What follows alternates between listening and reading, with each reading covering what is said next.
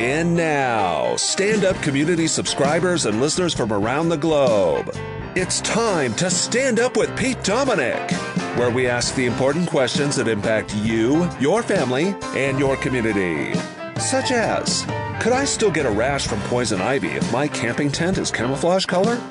And could I one-up Will Smith's infamous slap at the Oscars by greeting my estranged cousin with a karate chop to the esophagus? And now, the podcast host whose karate-like reflexes are on full display during home plumbing repairs, Pete Dominic! Yes, that's right, Pete Co. Thank you very much, as always, for recognizing all of my strengths and attributes. It's so good to have a friend like you. Well, hello and welcome to the show. I've got a great episode. I reached out to my friends Karen, Kim, Frances, and Vikki again, and we had another wonderful, thoughtful, interesting, and hilarious conversation, and I think you're going to love it. So much great feedback last week. I said, let's get the band back together. I wanted to get their take on the whole slap heard around the world, Will Smith.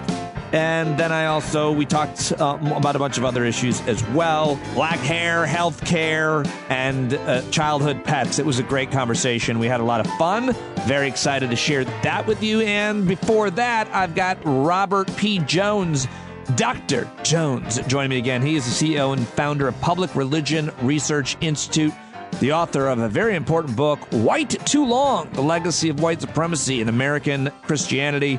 Very happy to have him joining me. We had a great conversation as well. So the ladies and Robbie P. Jones, those are my guests joining me today, and I've got a whole bunch of news for you. Thank you very much for your feedback on yesterday's show, as always. Thank you for your vitamin N. Keep those nature photos coming. Spring has sprung, unless you are in the Northeast, where upstate New York, my parents were buried in several inches of snow. There was a terrible crash pileup on a highway in Pittsburgh.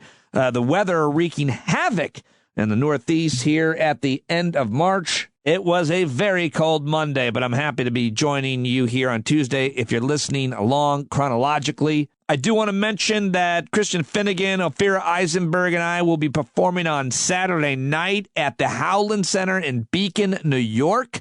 There are tickets available. I'll put a link in the show notes. I should have been promoting this. Hopefully we'll sell it out. It's only, I think, a couple hundred seats, but I know a lot of listeners are coming, so it'd be a fun time on Saturday night in Beacon, New York, which is about an hour and 20 minutes north of New York City, just there on the east coast of the Hudson River. Looking forward to doing that Saturday night. We're going to do a little Q&A in the end. It should be a really, really good time. Coming up this week, by the way, I've got Elie Mystal joining me, apparently. I'm very excited to have him back. I've got S.E. Cupp. Tim Wise is going to stop by, and much more. But I know I've got them booked, so I wanted to give you a heads up for once on who's coming up on the show. And Thursday night, I hope to hang out with you. If you're a stand-up subscriber, I hope to see you every Thursday, 8 p.m. A lot of new faces showing up last week.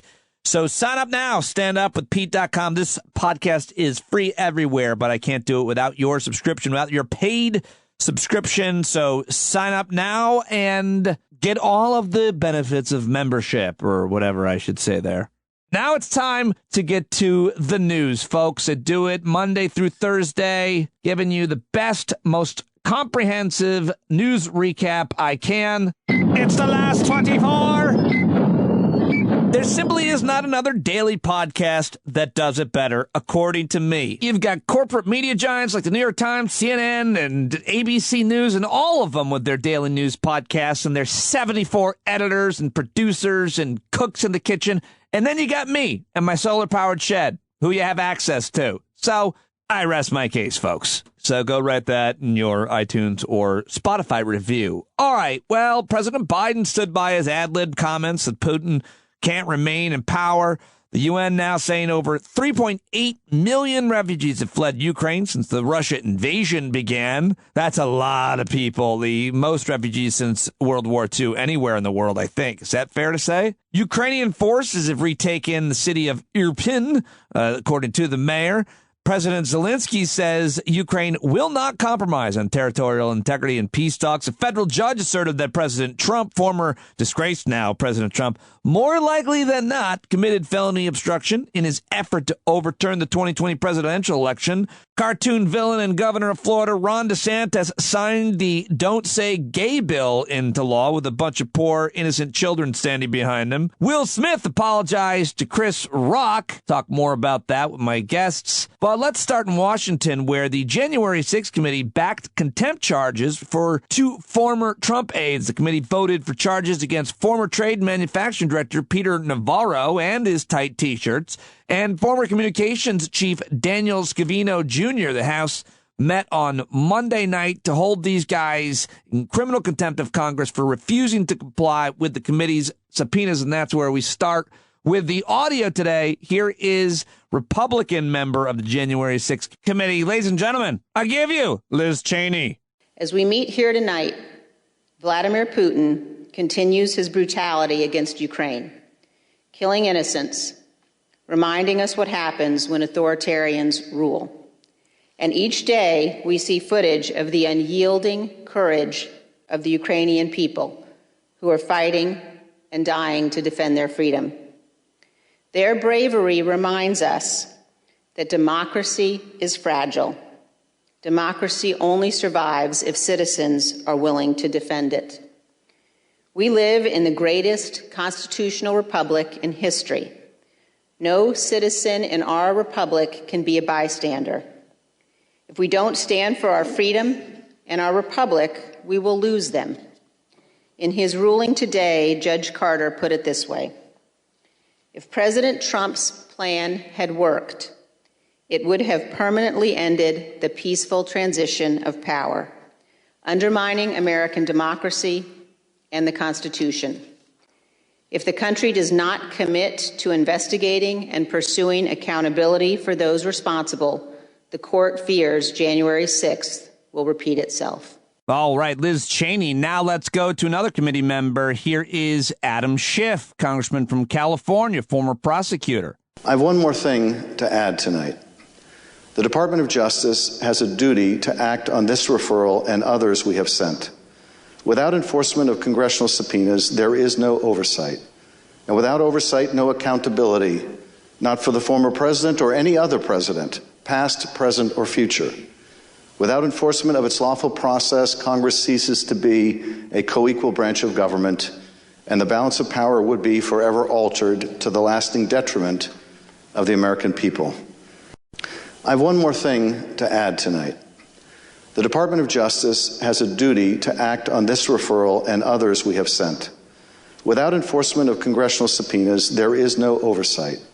And without oversight, no accountability, not for the former president or any other president, past, present, or future. Without enforcement of its lawful process, Congress ceases to be a co-equal branch of government, and the balance of power would be forever altered to the lasting detriment of the American people. Adam Schiff. Now let's go to another congresswoman. This is Congresswoman Elaine Luria of Virginia. She's a Democrat. She calls on Attorney General Merrick Garland to do more to investigate the events that led up to the deadly insurrection and Capitol riot on January 6th. Hundreds of witnesses have voluntarily come forward and cooperated with our investigation. However, Mr. Scavino and Mr. Navarro refuse to answer this constitutional duty. Why are they special? Why is it when we get closer and closer to the former president, his inner circle, those nearest to the president, why are those the ones who refuse to tell the American people what they know? What is it they're covering up? Now Mr. Scavino and Mr. Navarro have attempted to obstruct the pursuit of justice and to stonewall this committee's work and conceal the truth, despite both publicly acknowledging their roles in promoting election fraud conspiracies and counseling the former president on changing the outcome of election. What, Mr. Scavino and Mr. Navarro, are you covering up? Who are you covering for? We've been through this process before. What, Mr. Meadows, are you covering up? And who are you covering for? When given the opportunity to tell the truth about the attack on January 6th, both Mr. Scavino and Mr. Navarro continue to put loyalty to Donald Trump before the Constitution and the American people. Tonight, I will vote to hold Mr. Scavino and Mr. Navarro accountable for their actions and recommend that the House of Representatives cite both of them for contempt of Congress. And the Department of Justice must act swiftly. I will echo what my colleagues have already said, but more bluntly, Attorney General Garland, do your job so that we can do ours. Wow, some tough talk from Congresswoman Luria for the Department of Justice, specifically calling out the AG, Merrick Garland. And now, finally, let's go to the great Jamie Raskin of Maryland, who declared executive privilege does not apply to those who engage in coups. Determined that assertion of executive privilege is not justified with respect to Navarro's effort to cover up the evidence of his participation in this assault on American constitutional democracy. So Navarro then appears to fall back on the vague assertion that the executive privilege here belongs to former President Trump, which is not only dubious, but entirely irrelevant, because our committee has not been given any attempted invocation of executive privilege by Donald Trump, either formally or informally, indirectly by Peter Navarro or directly by Donald Trump. Nothing. There is plainly no assertion of executive privilege here, either by the actual president or by any former president.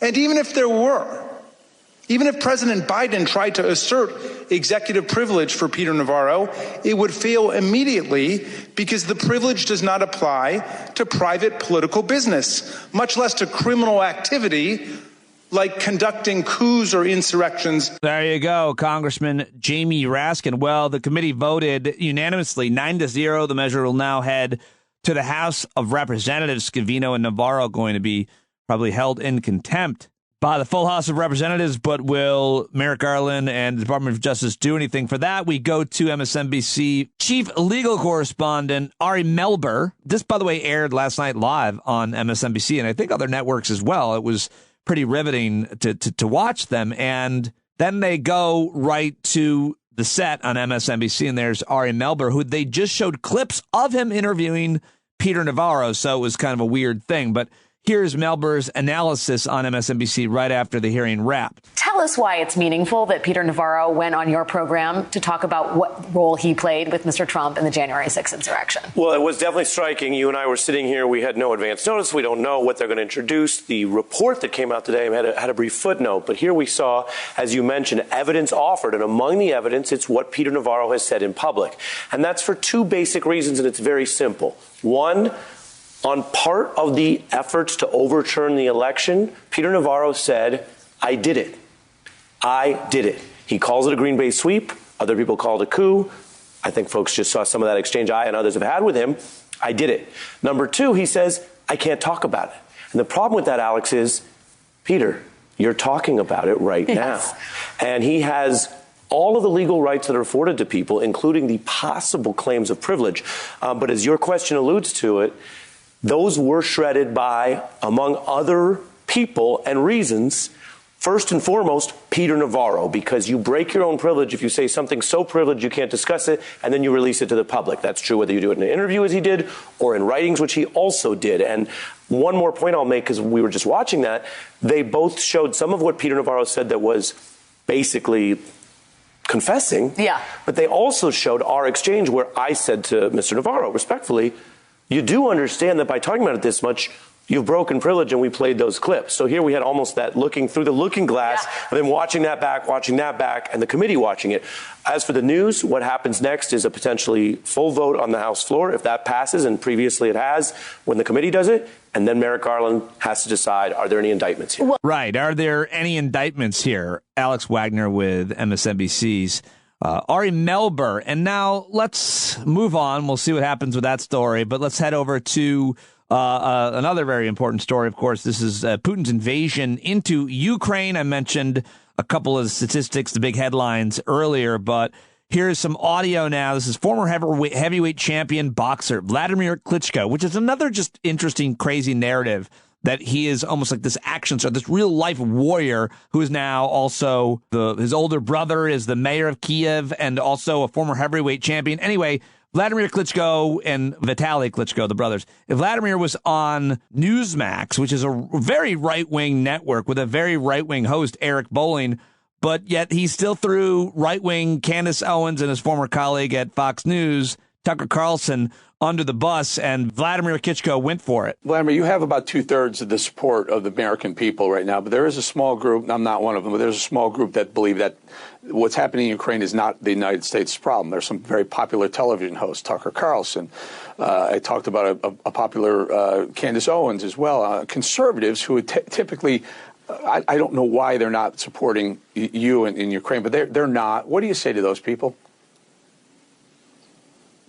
If you passively observe what is going on, and we do share the same principles of freedom and democratic principles, like the United States, like the Western world, so to speak, if you passively observing, you're part of this invasion. Blood is on your hands too.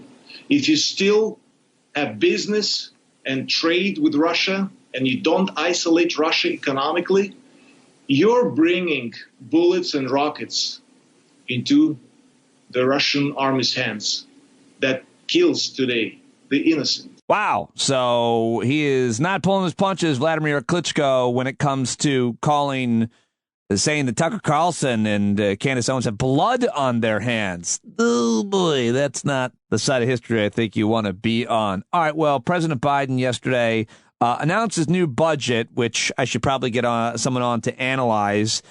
But he also took questions from reporters, and all of them pertain to what has been perceived as gaffes that he's had to walk back. First and foremost, making a lot of headlines, Peter Doocy, who I think gets handled by President Biden in this clip, but you tell me. I know you're going to ask a really nice question. Well, it's an important question, I think. Are you worried that other leaders in the world are going to start to doubt that America is back if some of these big things that you say on the world stage keep getting walked back?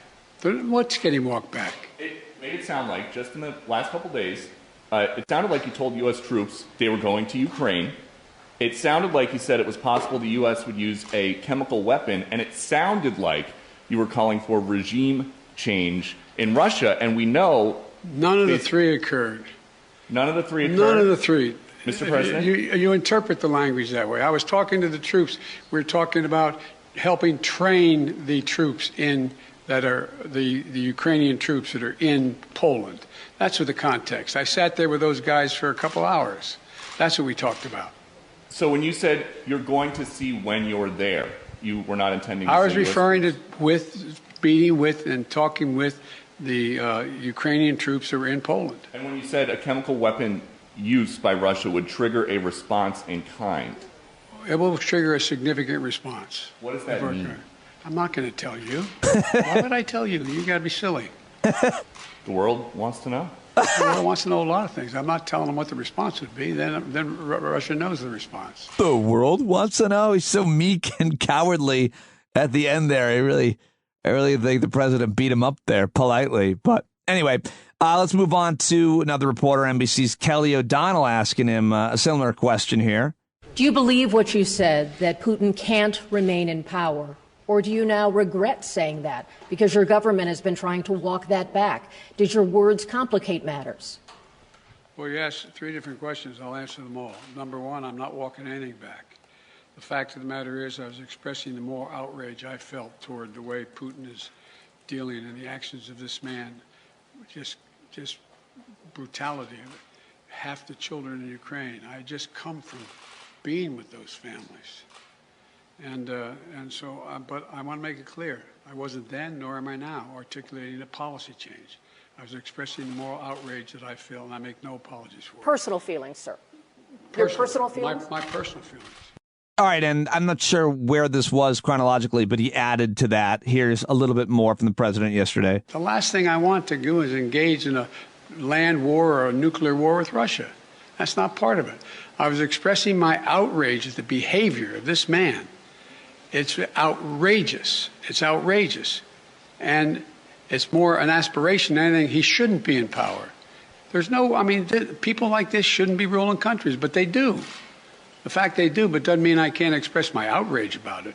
There you go. And one more. This is CBS's Ed O'Keefe asking him a separate question on whether or not Justice Thomas should recuse himself from trials dealing with January 6th. Well, with the fact that his wife is text messaging the chief of staff, the president of the United States, all kinds of crazy QAnon bullshit. Should Justice Thomas recuse himself from any cases involving the January 6th insurrection or former President Trump at this point? I leave that to two entities. Okay, go ahead. Oh, go ahead. Ask the second question. No, two entities. Go ahead. Sorry. One, the January 6th committee, and two, the Justice Department. That's their judgment, not mine to make. So on Justice Thomas recusing, you don't think he should, or? I told you, those things get into legal issues. That, in fact, I told you I would not tell the Justice Department what position to take or not take. And I'm not going to instruct the Congress either. All right, well, that's the Q&A part. Let me just play two clips from the president's speech about his budget proposal yesterday. I thought this was interesting and important, so I want to share this with you here as well. The Trump tax cuts added $2 trillion in deficit spending and largely helped the rich and the largest corporations.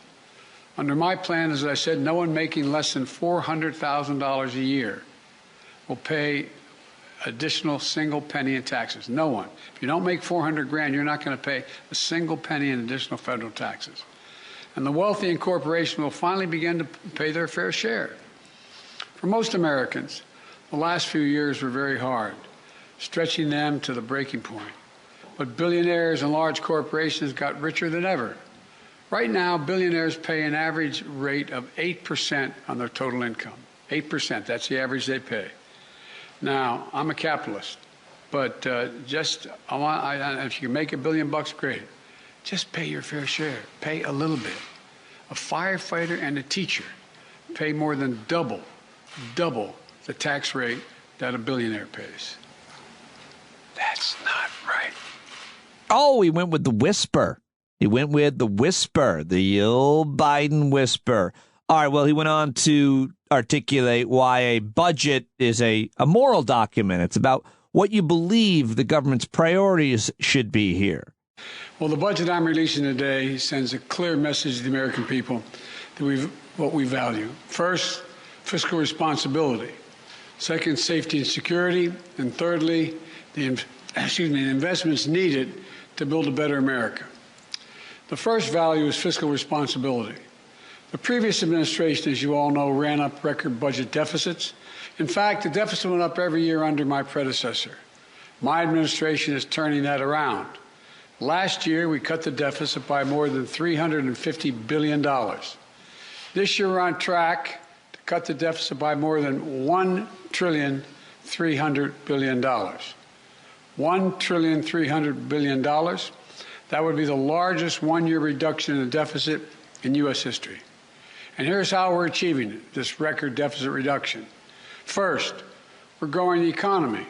We've created a record 6.7 million jobs since I took office, and we've generated a GDP growth of 5.7%, the best economic growth we've seen in this country in over 40 years. Okay, well, that's all I've got for you on politics. Let's go to kind of the pop culture, the big conversation in America today, of course, and I have it later with my guests, is at least some of the conversation with my guests was about the slap heard around the world, Will Smith hitting Chris Rock at the Academy Awards and then just going up on stage and getting an award. It was just the entire thing was surreal. It was bizarre. It was awful. It was jarring. I don't know, just so many negative ways to describe the whole experience, but a couple quick takes for you. First of all, here is Tiffany Haddish. She is a comedian, and she's also really close friends with Will Smith and Jada Pinkett. I don't know why I know that, but I remember hearing an interview all about her friendship with them, and she defended Will Smith and tried to get the poor entertainment reporter to give her opinion and agree with her, which was really kind of weird and inappropriate. No, I would define tonight as a success. Okay. It was a great night tonight. Okay, what did First of all, I seen a man stand up for his wife, which we don't see that much anymore. That made me have hope. How about you? How did you feel about it? I wanted your opinion on it because you're a comedian. And so it was that thing where, like, was that joke too far? How did you feel about what Will did? Because you are someone who's done comedy, and yet, like you just said, you saw a man defending his wife. Yeah. I want to know how you felt about it. Would you want your husband to do that for you if you was clearly hurt?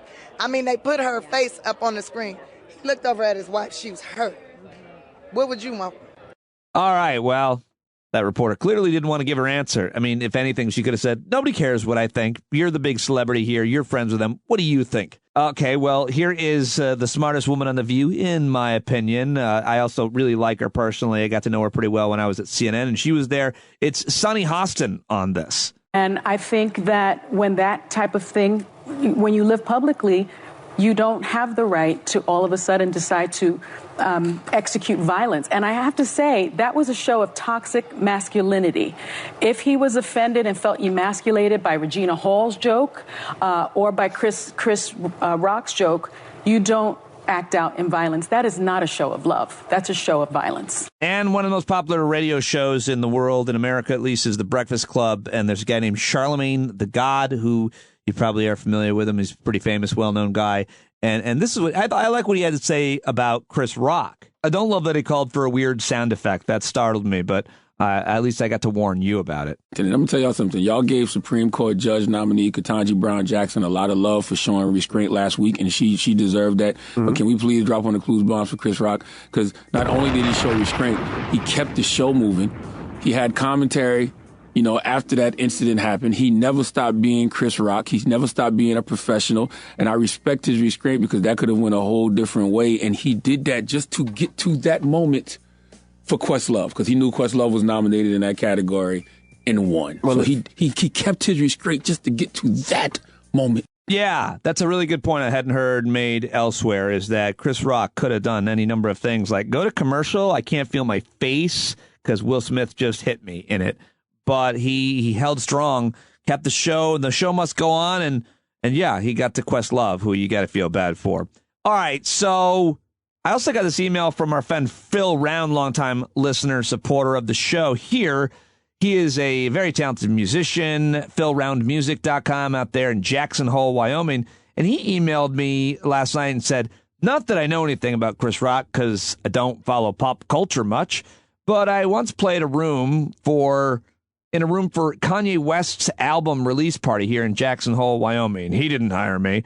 And all the beautiful people studiously ignored me, except for Chris Rock, who walked over and gave me a fist bump between songs. So I'm positively inclined towards the guy. Phil, you are not alone. I mean, I think most people who know Chris Rock know he treats people very well, like most people. He's always very cool to me and other comedians, and he's got a great reputation in the comedy community. And if anybody has anything bad to say about him, I haven't really heard that. So anyway, I appreciated that from Phil. Thank you very much, buddy. All right, now one more audio clip I do have for you. This is just a stupid thing. I love Pete Coe. He does the opening and the news dump jingle almost every day and more. Of course, as you know, he's working hard to become a successful voiceover actor. And he and I often communicate over the Marco Polo video app, where you make a video and you send it and then your friend responds. It's so great. I love it. And he is visiting his in-laws, I think, in Oregon. And he just left me this message, and it's just, he makes weird noises and he says things, and I don't know. I love it. I love his voice. I love the things that he says. And this is like a minute, and he opens and you see him there with his sideburns, and he's got a pipe in his mouth, and he's making weird noises, and I love it. And for some reason, I wanted to share his private message to me with you. Don't worry, I asked him if I could. Hi there.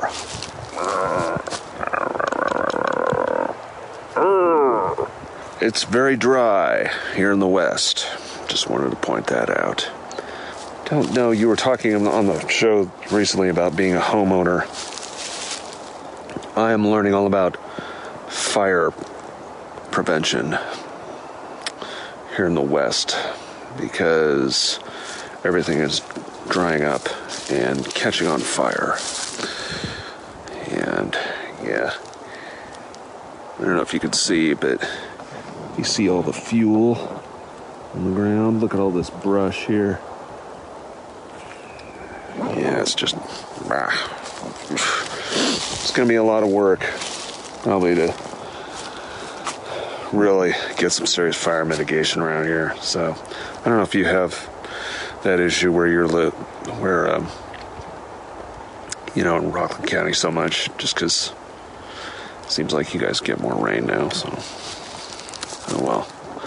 I wish we had more rain. It rained a little bit here today, though. Anyway, there's your vitamin N home improvement tips for the day. I don't know. He should be a very successful voiceover actor. He could talk about anything. The weather, fire mitigation. Doesn't hurt that he had dry brush crackling under his feet. But I love whatever he says and when he says it, and having him in my life, our life. Oh, and wait, there's more. Pete Coe, where that came from. Here is it's time for the news dump, everybody. And today's jingle is inspired by a story out of Florida where someone had to call 911 because a Bengal tiger got out of one of those stupid big cat attractions and attacked somebody. Hit it, Pete. Caged hungry tiger makes a man's arm a stump. The man shouldn't really have been there on today's news dump. No, not another tiger attacking someone. No, 2 nights in a row we've got a big cat attacking someone in the news dump news jingle. Thank you very much, Pete Coe. All right, well, let's start with a COVID headline, shall we? Another milestone passed. Now, a majority of Americans have said that they have contracted COVID, even more in those who identify as Republicans. Early this year, the acting head of the Food and Drug Administration offered a stern and ominous warning. And that's that most Americans were going to contract the coronavirus, according to Washington Post Aaron Blake. Now, Americans now report that we have reached this milestone, and the numbers point to the virus taking a disproportionate toll on Republicans. A new Monmouth University poll, say 52% of Americans say they personally contracted the virus. That's up from 40% in late January. And so I think that's a pretty significant statistic to mention here. Let's head back out to California. There, you heard Pete Coe talking about how dry it is. He's in southeastern Oregon, right there near the California border. And apparently California's calling for more local water conservation. Nearly all Californians will be asked to further cut back on their water use as the drought continues in the nation's most populous state. And I'd love to hear from a lot of Californians that listen to this podcast, this show. Love to hear from you guys on that whenever you want to chime in. Meanwhile, in another part of the country, the weather, I mentioned this earlier, but I didn't realize this. 3 are dead in a snowy pileup of dozens of vehicles in Pennsylvania. And terrible on the interstate what happened there yesterday. But tractor trailers, other vehicles slamming into each other during this snow squall I mentioned on an icy interstate in Pennsylvania. And yet another weather and climate disaster. It's wildfires continuing to blaze through central Texas. One particular fire named the Das Goat Fire has prompted the governor to declare a state of disaster, saying these wildfires pose an imminent threat of widespread or severe damage. Governor Greg Abbott also saying that you can shoot the fires with your guns if you need to try to stop them or at least slow them down. Just shoot at the fire. And if you don't have a gun, go get one now. So that's his advice. The U.S. Capitol is resuming limited tours 2 years after the pandemic began. You got to make a reservation through your congressional member's office, but you can get a tour if you go to Washington. It's absolutely worth it. How about this? First Latina justice taking a seat on the California Supreme Court. The first Latina to serve on the California Supreme Court has been sworn in. Officials praise the historic elevation of appellate judge Patricia Guerrero to the state's highest court. Good luck to her. Another glass ceiling broken. Love to mention that. Workers in India are striking for labor rights and better pay. Millions of workers have begun a 2-day strike across India to express their anger at the government's economic policies and press their demands for improved rights for industrial workers, employees, and farmers wherever labor is organizing. I want to follow it and at least mention it. And finally, how about this story? E-scooters are having a moment as gas prices surge.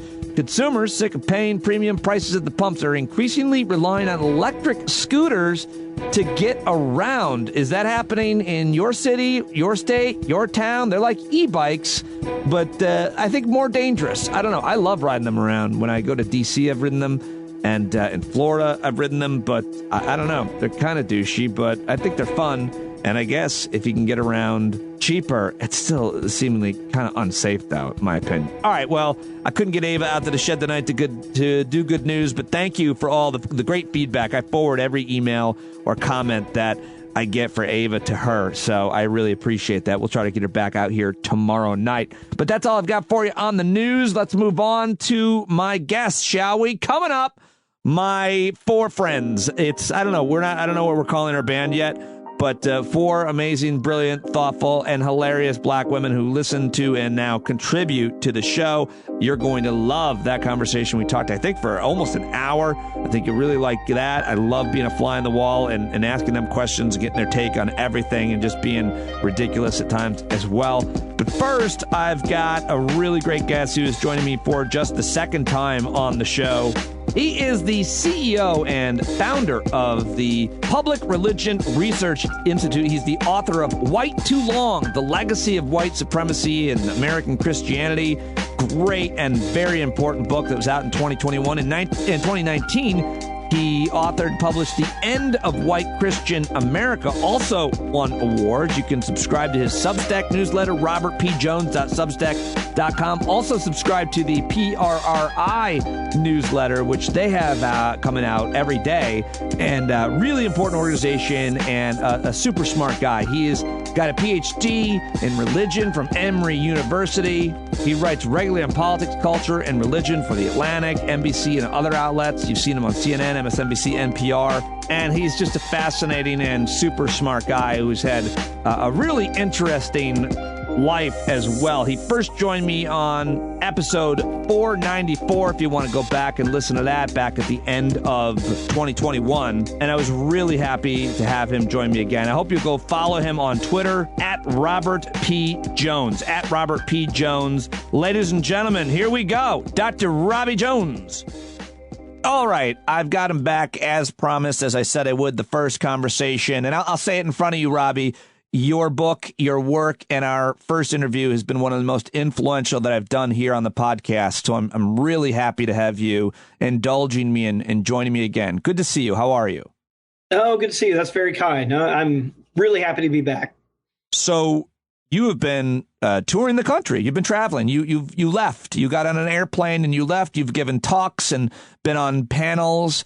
And the conversation, I think, mostly or obviously around your book and your work. What is it, though, that people, when they get to talk to you, really want to focus on and ask you the most? And I wonder if it's different between black folks and white folks, but let's stick with white folks. Yeah. Well, I just got back from Columbia, Missouri, so right in the middle of the heartland, and was invited there by the pastor, Reverend Carolyn McIntyre at First Baptist Church in Columbia. And this is the kind of invitation I love to accept. It's a predominantly white Baptist church, big, tall steeple church, prominent church in Columbia, Missouri, that was founded in the 1820s, right, by people who enslaved others and forced enslaved people to come to church with them, and is trying to reckon with that history and with that past and, tell a truer story about themselves and what it means for the future. It seems like there was this awakening after the George Floyd murder in summer of 2020, and then there has been a backlash to it. You've talked about this before, but the way you're saying this predominantly white church is still working on it and trying to is not necessarily fitting with that narrative. So what it sounds like is you're talking to white Christians who do want to find healing and confront their racist past. Is that what you're saying? No, that's right. And, aren't afraid to talk about use the word white supremacy, even when they're talking about their own history. So, it's been kind of remarkable that, during the pandemic, obviously I haven't been able to travel until very recently, but even through, the kind of lockdown. So White Too Long came out in the summer 2020, right in the middle, right, of the aftermath of George Floyd's killing in Minneapolis. And as these conversations were erupting, what I've been kind of heartened by is I've now done nearly 100 of these conversations, mostly with predominantly white congregations that have invited me to come and say, look, we want to wrestle with this history. We really want to tell the truth about where we've been. And we just want to kind of have you come help us have that conversation. That's great. What have been is anybody, and if it's happened, has anybody really been outraged at you in person at any of your talks, given your work and I guess the provocation that it certainly is for a lot of people? I mean, you have had such a complete transformation in your life and evolution, but obviously many people, I'm sure some of which you talk to, haven't. What kind of misgivings or criticisms or straight up arguments and anger do some people have in person or even on social media, et cetera? Yeah, well, it's certainly the case. I mean, I've got no shortage of, hate mail and snarky comments on social media and that kind of thing, voicemail. I assume all that, and I'm sorry to hear if there's anything really terrible and threatening. I'm sure there is. But do you get, with all due respect kind of emails and correspondence? Yeah, of course. That. I mean, those actually, though, it's provided that's not just a prelude to a diatribe. Those I don't mind, actually. I mean, I actually like having conversations with, because the truth is, I think what's helpful about me is that, this is a journey I've been on, right? If you had talked to me, I mean, so I was, in high school, I was the white Republican guy, right, in the Mississippi Youth Legislature. I ran against Eddie Glaude, actually, who's now a friend.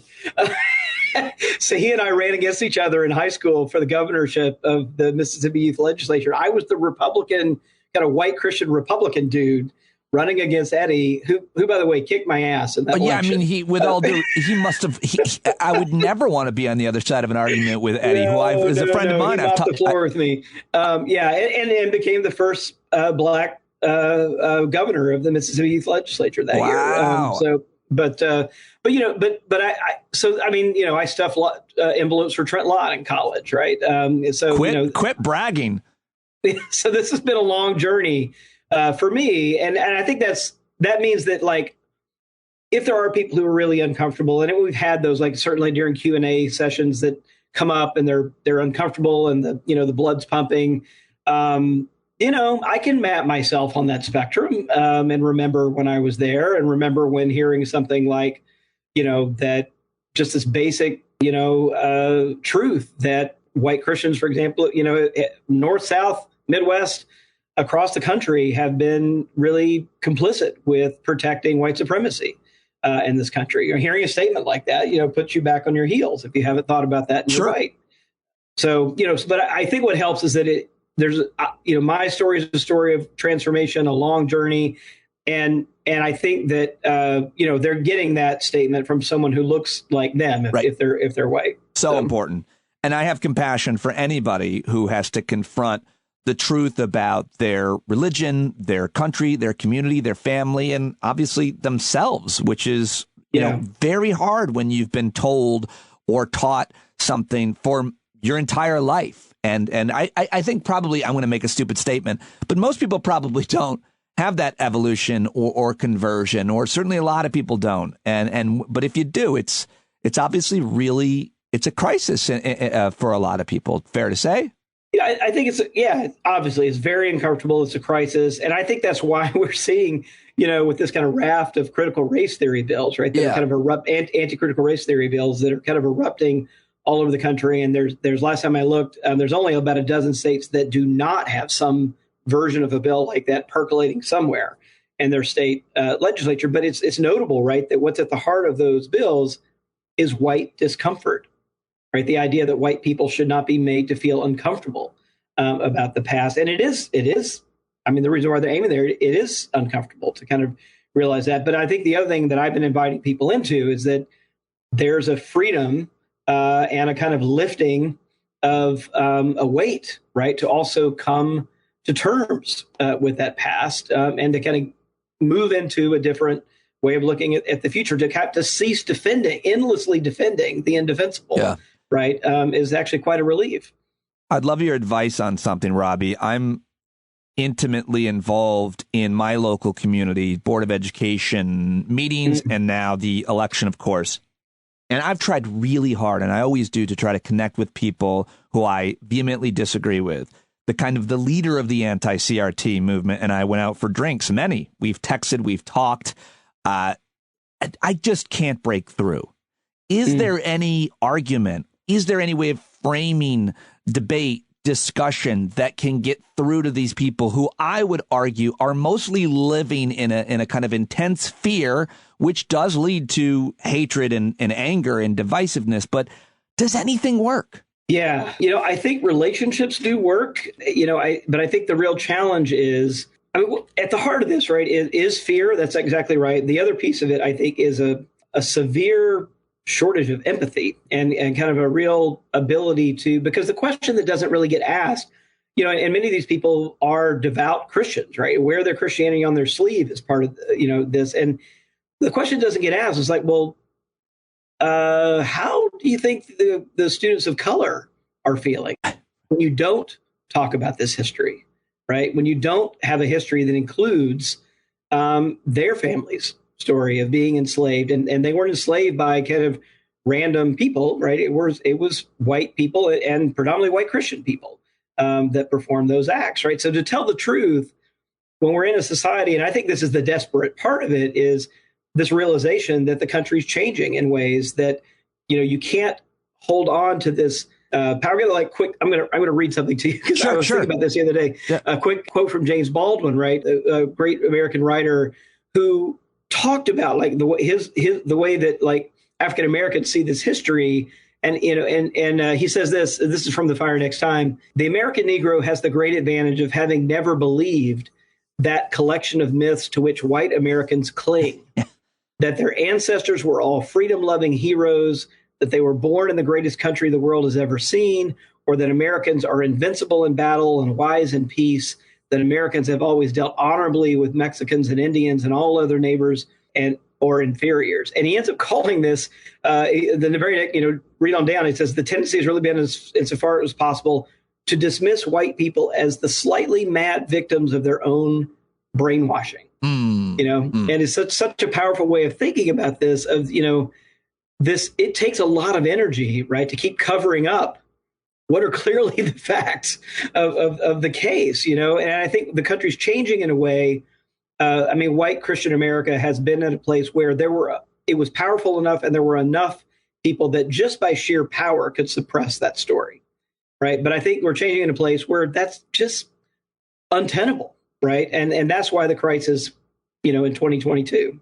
Yeah, really well said, and always love a Baldwin quote. Every time I hear anything about James Baldwin, I've gone back and watched his interviews with my old friend Dick Cavett on his show, which are great, and I've watched the YouTube videos that he has and quotes. But I realize I've never actually read a Baldwin book, and I always feel guilt around that. To be fair, I have a hard time reading any books unless I'm about to interview the author, like yourself, who has written 2 great books. So let me, though, move on to last week. I really definitely wanted to get your take on what happened last week. And 2 issues can kind of be conflated, both Clarence Thomas's wife, Ginny's text messages to Mark Meadows, and I'm sure we're going to find out more about overturning the election, and so much more, because she had all this QAnon stuff within it, and the confirmation hearings of Judge Ketanji Brown Jackson, where they played to that constituency. Republican senators played to that constituencies of QAnon folks and those worried about pedophiles. First of all, just always worth mentioning, when we talk about child porn and pedophilia and so on, anybody that knows anything about those crimes knows that it's most likely to be committed by someone that has built trust, someone in your community. Always necessarily, I think, worth mentioning. All right, but let me get your take on that. Yeah. Before we get to the child porn stuff, Let's talk about the kind of religious stuff. Or I guess it's all kind of together, Robbie. You heard Lindsey Graham asking about where she is on the religiosity scale. Obviously, we heard from Ted Cruz and Senator Josh Hawley. What do you make of what the direction they were taking with their questions to the first black woman ever to be nominated? Well, in many ways, it's an old playbook. There is a kind of intentional othering that happens, right, to try to make both someone female and someone African-American be foreign, unfamiliar. I mean, this is the same playbook, that was driving the narrative about Obama being a Muslim, right, back when he was running for president. It's also kind of, wrap into that the main comment that former President Trump had to say about the hearings, that she was disrespectful, right, to the senators in the community. Like, this is an old racist trope, right? I don't even think I saw his commentary about. This is the main thing, is that he was disrespectful basically to the white male senators, right? And underneath that, barely under the surface, is essentially this assertion that this black woman did not know her place, right? That's the old racist trope here. And I think some of the religious thing, trying to pin her down, which is especially rich from a party, right, that had Donald Trump at the head of, who clearly didn't know the Bible, enough to pronounce the books correctly, said he'd never asked forgiveness for a sin, all this kind of stuff. It's just particularly rich that they would bring up that as a line of attack. Yeah. I mean, the hypocrisy is always, it's almost not worth dealing with in a way, in terms of the way, Donald Trump, the way they just looked past all of the horror that he was every hour of every day and still is. So what about all of this child porn stuff? Because there's a lot of research. There's been so much investigative, really good journalism and even scholarship now, I think, on the QAnon movement. And I think one of the most important points about it is overtly religious. Rarely will you find someone who identifies with many of these theories who isn't also, generally speaking, a white, identifies as a white Christian. Do you find that research is right? Correct? Yeah, well, just last month, I mean, we at Public Religion Research Institute, did a big compilation of all of our QAnon research from 2021, put it in one report, because we really want to get a quantitative look at it. And it is really remarkable, that we found, for example, that 16% of the country, right, even if we set the bar really high, it qualifies as a full-on QAnon believer, and that number rises to a quarter of Republicans. That's 1 in 4, right? And here's how high we set the bar. So you had to agree with 3 things in order to be qualified as a QAnon believer in our survey. The first one was a survey question. I never thought as a social scientist I would ever write a question like this, but here goes. Agree or disagree question. The government, media, and financial worlds in the U.S. are controlled by a group of Satan-worshiping pedophiles who run a global sex trafficking operation. Do you agree or disagree with that statement? It's about 16% of the country and a quarter of Republicans that agree with that statement. The second one is a kind of, religious, kind of apocalyptic attitude. There's a storm coming soon that will sweep away elites in power and restore the rightful leaders. And the third one is propensity to violence. Because things have gotten so far off track, true American patriots may have to resort to violence in order to save our country. That's what they say. In order to qualify as QAnon believer, you had to believe all 3 of those things. And even setting the bar that high, again, a quarter of Republicans, a quarter of white evangelicals qualified as a full-on, QAnon believer. Forgive me for not knowing that you did that survey at your organization, but that is exactly, what I have heard. And so a lot of people were saying, and I guess I'm asking you now to analyze the politics of it, which is fine. You're going to be as good as anybody at it, but take it, deeper based on your research and your writing, that Republican senators were playing to the QAnon audience because such a huge percentage of their supporters and followers fit into that category. And someone made the good point of comparing how often child pornography was brought up with previous confirmation hearings And I think in Amy Coney Barrett and before that, it was like zero. Like it wasn't a thing, which obviously she dealt with some of those cases. But more importantly, it was a minority of those cases and they weren't controversial the last time her hearing was up. So your thoughts, Robbie, on what the strategy was and how it landed, how it worked? Well, I think you've set the stage right. It's a small part of her judicial record. It looks way different than the last time she was confirmed, different than other hearings. That's all right. And I think it does, make me pretty confident to say, well, what's really going on? And that means that what was going on is they knew the cameras were rolling and they were just using the Supreme Court hearing platform, all right, to basically signal some supports to their QAnon followers. I mean, this child pornography theme is, very, very powerful. Like I live in D.C., so like right down the street from me, a pizza shop was shot up by a guy from North Carolina, right, a few years ago because of this QAnon theory. They were running a child sex trafficking ring out of the local pizza place over in Bethesda. So, it's pretty powerful. And it's very clear to me that they knew these would be powerful clips that could be picked up and run on social media, run on YouTube and everywhere else, right, to kind of essentially send signals that we're with you and to bolster, a wild, violent conspiracy movement. Well said. Let's talk then specifically about Ginny Thomas and her text. Have you read and are you familiar with like kind of the deep dives into her and her past and her beliefs? Because I think the context there matters because she has been, a lot of people have made the point about how far out there she is. There's conservative activists and there's right-wing people who believe in right-wing things. And then there's people like Ginny Thomas, who seems to be full-blown conspiracy theorist, QAnon. And so why does she matter? Well, she first of all matters because she's married to one of 9 Supreme Court justices, have a lifetime appointment on the court. So that's clearly, and the fact that she's married to a person in one branch and sending text messages to the person who has the ear of the president in another branch of government, and certainly really undermines our separation of powers. Yep. And certainly, texting and in constant contact with members of the third branch, the legislative branch as well. That's right. So just running roughshod over anything about separation of powers.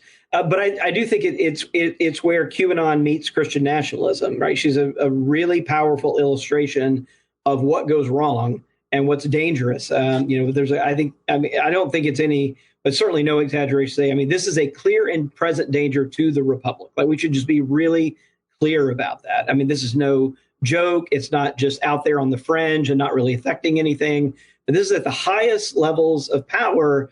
And I don't know about you, but I am struck over and over by the more information we get, realizing how close we came to a coup in our own country, right? A sitting president holding on to power. It's still the first time we've not had a peaceful transition of power since the beginning of the republic. We now can't say that anymore. But I think this sense of, her texting things like, our political opponents are the epitome of evil, right? So it's a battle between good and evil, this kind of binary sense where our political opponents are evil. And then this language of like the King of Kings, right, is on our side, right? That's Jesus, right, in the Christian tradition. So I think the thing is that once you characterize your political opponents as evil and you claim Jesus and God for your side, right, then, it really does run roughshod over kind of moral principles. It runs roughshod over cultural norms and even the law, right? Because at the end of the day, if it's good and evil, God's on your side, what means would not be justified, right, to carry out a divine end. Where is you could easily write about this or even rename your Substack to the state of Christian nationalism. I talked to a lot of folks about this issue, and you're certainly one of the best. RobertPJones.substack.com, by the way. Subscribe to Robbie's newsletter. It's so good. I read them, every one of them. Where do you think the movement is at? You're out there trying to combat it with your very, very important story and work and life every day, and it's so appreciated, and I'm always so happy to talk to you and see everything that you're doing. But what is the state of Christian nationalism in America right now? Because it was the most important and scary thing it would seem outside of some of the other existential threats to the planet and a war and so on, this rising Christian nationalism. How would you frame where they are at right now? Yeah. I mean, I don't know how many alarm bells I can ring, but, this is a 5-alarm fire. I mean, I think there's no doubt about it. And I should say, like, I'm not really that prone to alarmist. I'm certainly not prone to conspiracy theories myself. Like, I'm pretty even keel kind of guy. So I was born in 1968. I'm almost 54, but I have not seen in my lifetime, like, what I would call like an internal threat to the future of American democracy, like I see the threat of Christian nationalism today. And I gave those numbers on QAnon, but like when we've written questions that try to get at the heart of that, and even when we write them, fairly, again, baldly, right? So we had a question last fall that asked whether you agree or disagree that God intended America to be a new promised land where European Christians could create a society that should be an example for the rest of the world. 30% of Americans agree with that, but a majority of Republicans do, compared to only 18% of Democrats, right? So, I mean, that's where we're at today, right? It's a third of the country, but a majority of one of our major two political parties is committed to this idea that America is a divinely ordained promised land for European Christians, right? That's a view fundamentally at odds with a pluralistic democracy. Yeah, for sure. Sometimes I think that capitalism will save us. And I'm an anti-capitalist. It doesn't mean I have another label that I fit into in terms of an economic model that I believe works. I think we haven't discovered it yet, especially now with the future of technology and robots replacing humans. Who knows? But hear me out here. If private corporations and companies think they're going to lose money in states like Florida or North Carolina or Texas because of some anti-woman or anti-gay thing, which is what a lot of what we're seeing, or something else, then somehow earnings are the only thing that matters. Where does the Christian nationalist movement bump up against, the Christian, what is the movement, which is the for-profit idea of it all as well? I think it's a great point. I mean, we've seen this, be effective in the past, right? In North Carolina, the NCAA. I mean, sports you might throw in here too, right? I mean, people love sports in the South, and I think a lot of sports people being unwilling to put championship games, right, in states that have passed some of these more draconian, really anti-democratic laws. We may see more of that, and that may be a lever that actually does help us get around the bend. But I do think we are at this kind of moment of crisis and transition. I'm hopeful that we'll get through it, and I think one of the reasons why it seems so visceral right now is that it is a kind of desperate last stand, right, as the demographics are shifting in the country. I mean, if you look at the demographics between seniors in the country today, for example, just to take the kind of white Christian, it's the 2/3 of seniors are white and Christian.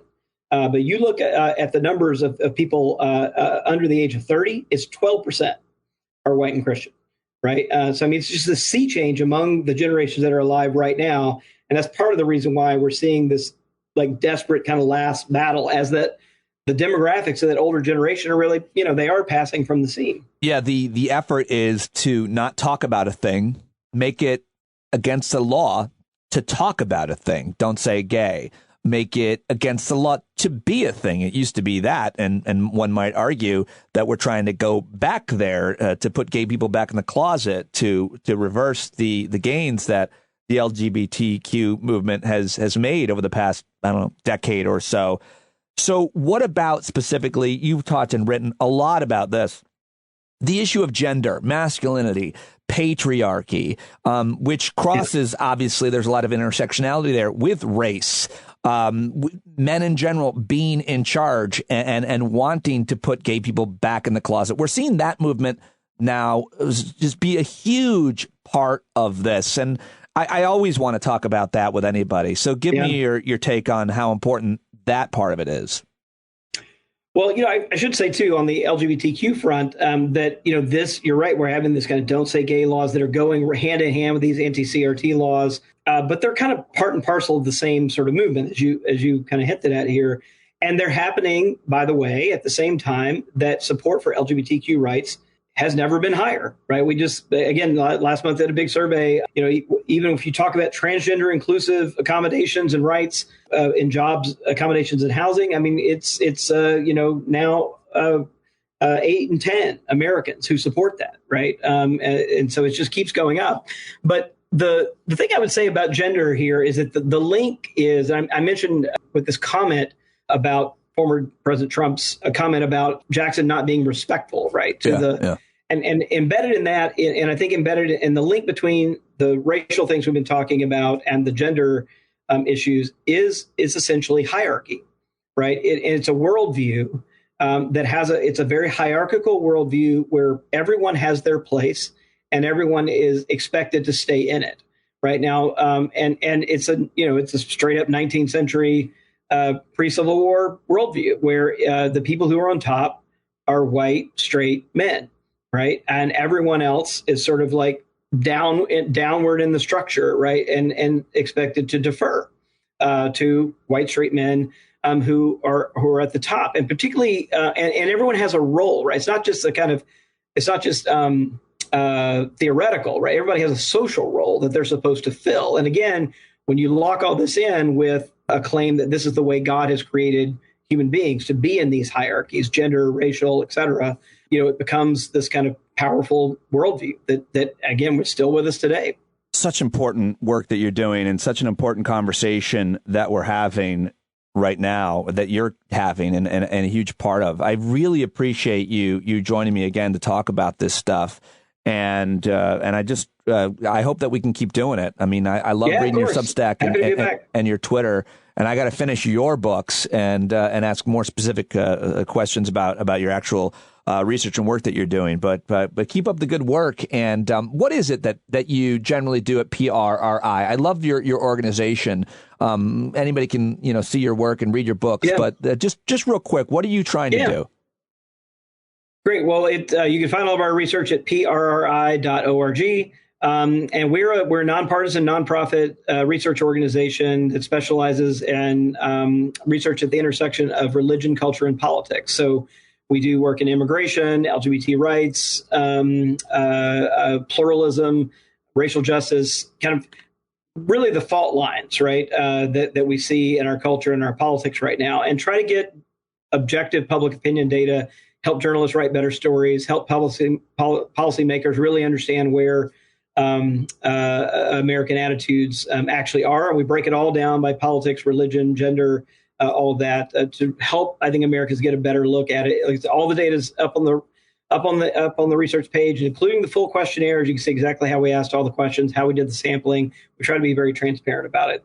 Yeah, it's a great organization. But just last question, you mentioned helping journalists do a better job. So much, and you've written a lot about this, is generated by media. So many bad takes, but most importantly, a lot of things are really just manufactured. And you've written specifically about the CRT stuff being manufactured. I think a lot about the anti-trans movement, and I keep saying this, and I might be wrong about this, and I'm open to being wrong about it, but I saw someone put it this way last week: so much anger and hatred against such a small group of people. Like, there just aren't that many people who identify as trans. And within that, they aren't doing anything, that is tearing apart the social fabric of our society, I would argue. I mean, I think a lot of us have a lot to understand. It's really hard for parents. It's obviously hard for any child that is confused about how they identify. And we're seeing more of that. But in terms of how these things get manufactured by media, just say a word about how these things get blown way out of proportion as to the problem that they actually are. I think this is one of the most troubling things. This is true for anti-trans legislation. It's true for the anti-CRT legislation. I mean, there's no problem that's big in the world that these legislative agendas are trying to solve. Right. It really is legislation.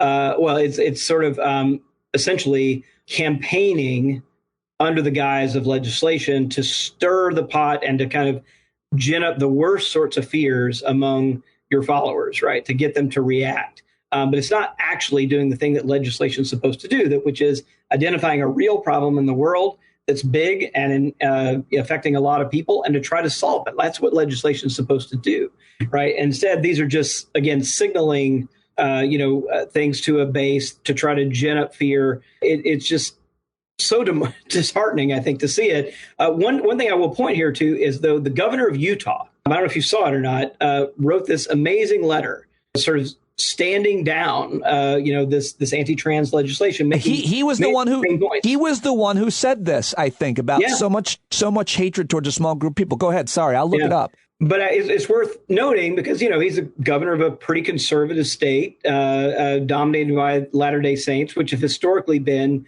fairly vehemently anti-LGBT rights. And so I think it's really significant that it's coming. And I think a good example of someone trying to reclaim the point of legislation, trying to kind of operate with something like compassion, right, as a leading virtue of what it means to be a political leader in a state.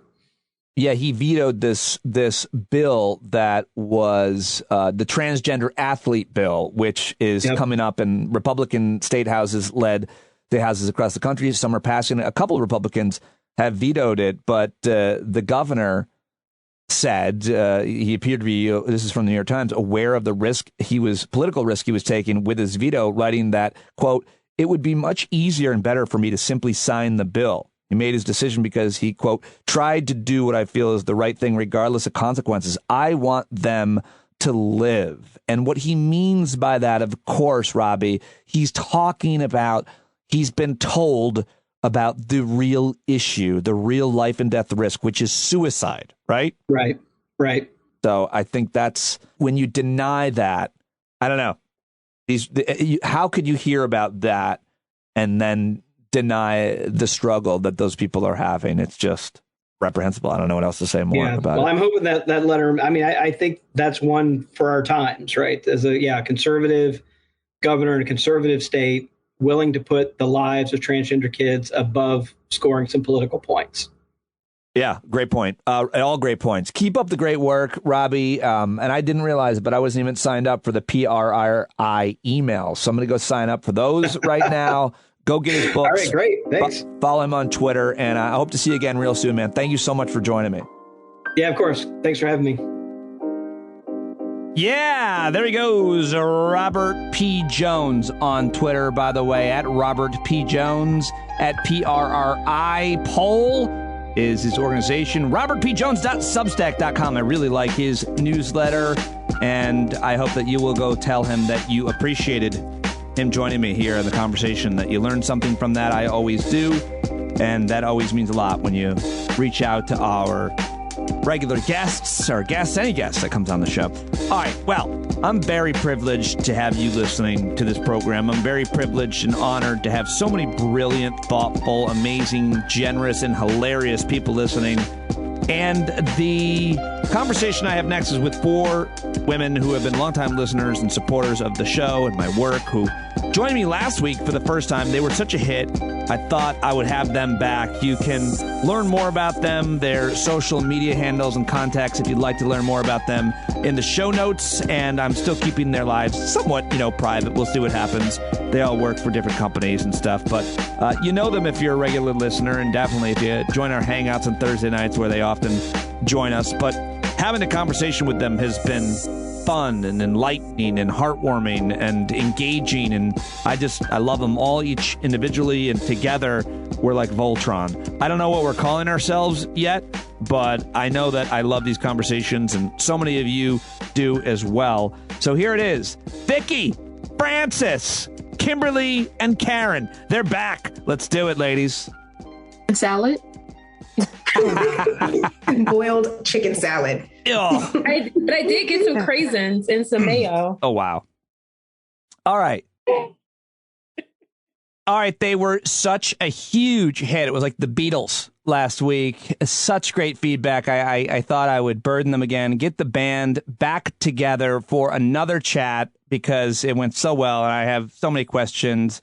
Kimberly, Karen, Frances, and Vikki are back again. Plenty to talk about. Ladies, thank you very much for joining me again on a Zoom link. Thank you. Thanks for having us. Yep. Thank you, Pete. Well, my first question is because I wanted to talk about what happened. I wanted to get your take. By the way, we're like the 5 on Fox, except not at all. Yeah. Yeah. We're like The View, but not really. What are we? The Supremes. Well, then what about me? I feel I'm unworthy. So I wanted to ask everybody about what the hell happened at the Oscars, and by that I mean Jessica Chastain winning. No, what happened? And I realize some people are saying, and I want to just get all your takes on this. It's not worthy of conversation. Like it's a distraction, and it's rich celebrities. Does anybody here think that this isn't an important issue to kind of understand, investigate, and think about? Are we wasting people's time? I think that we'd had a conversation around Dr. Stacey Patton's work on spanking, and when she talked about violence that's perpetrated on children, and that as they grow into adults, until they learn how to deal with the violence that was perpetrated on them, that they will be violent towards someone else. And I think this kind of fits in to that conversation, because I plan on having a conversation with young people that are in my purview and finding out their thoughts, and also expounding on how we can find other ways to express our anger rather than committing violence on someone else. Great point. That's a really important thing to discuss as a result of this. Anybody else think that this, this is Rod, who's a listener. He says the fact that people even had any takes about this is messed up. Talk about bizarre, like whatever. It's funny, it's sad, whatever. Nothing better to do or talk about. I don't know, Rod. Yeah, I can't stop thinking about this. A lot of people were traumatized by it, as a matter of fact. I think that's fair. If this had happened elsewhere, then maybe it would be a blip on the radar, but it was at the end of the Oscars for one of the most coveted awards. Like, it was main stage. It happened on the main stage. So, I mean, it's going to be a topic of conversation. Kimberly, were you watching the Academy Awards? Like the millions of people, other people know I caught it on YouTube because I was not. I was too busy watching other reality train wrecks. However, I agree with what Karen is saying, and I was kind of very apprehensive to even watch it. Because, even though I heard about it, it was all on my phone when I awoke, and I was like, oh, something happened at the Oscars. And then I saw what transpired. I was kind of, really reluctant to watch it. I think we talk about the toxic masculinity is a real thing. And the fact that someone needs to react in that way for the honor of their spouse speaks to that. And also it speaks volumes to me, the silence from men. I think maybe one or two journalists of male, especially men of color, spoke and said, this is not acceptable. And it's interesting because I know it's not the same, and I'm not comparing the two. But when we had the situation around Kanye and Taylor, when he went up there and acted a fool, and I don't know why that dog is barking, but when they were acting a fool, there were commentary for days, and it's kind of over something silly. I mean, it was rude, right? It was rudeness, but this is physical violence. And especially when it's a Black man on another Black male, it just perpetuates this stereotype about us that it's not true, but it's a stereotype that has been elevated by the most prominent male actor that's in our generation. And I understand that he apologized. He finally apologized to Chris Rock publicly. But I actually have to say Chris Rock really handled himself, in a way that was above bar. Even when it kept on coming after the incident, it still didn't stop. But he moved on. And so I just think that more people need to say it's not right. And I think that's what I'm concerned about, that you haven't heard people say, you know what, that's not acceptable. As a society, as a Black man, that's not acceptable. And I'm not saying he's my role model, but he is a person that's in a high stature. And what that tells me is that he has no vocabulary, because he could have came back in a different way that could have cut and sliced Chris Rock in different ways. Right. Yeah. But sure. he used his fist. Frances, do you have any thoughts about the question of should we be discussing this and how important of an issue is this? And also just, the intersectionality of it all, I think, is interesting and important. And is this a conversation for Black folks? Is it a conversation for men, for women? A lot of people obviously talking about Jada Pinkett Smith. Thoughts on any of it? Well, before we jump into that, going back to should we be talking about it? Yep. In our culture, Western culture, specifically American culture, the way we idolize our celebrities, we hold them up to this high regard. We love to talk about them. It's, from your Kim Kardashian, your Kanye West, who would do things every other week. We eat this stuff up and then we just wait until the next one to swipe the last one under the rug. So it's not surprising that this was something that is such a talking piece in our culture. But the way I look at it is through this idea of celebrity. What he is a performer. So when you're listening to him tell stories, when you see him on set, he tends to fall into performing. So he might be, overacting where he's telling a story, or he's, he might get into somebody's face. And so it's not surprising that his response in this way was to do something that you might see him do in a movie. I mean, looking at Independence Day, when he says, "Welcome to Earth," and he punches an alien in the face.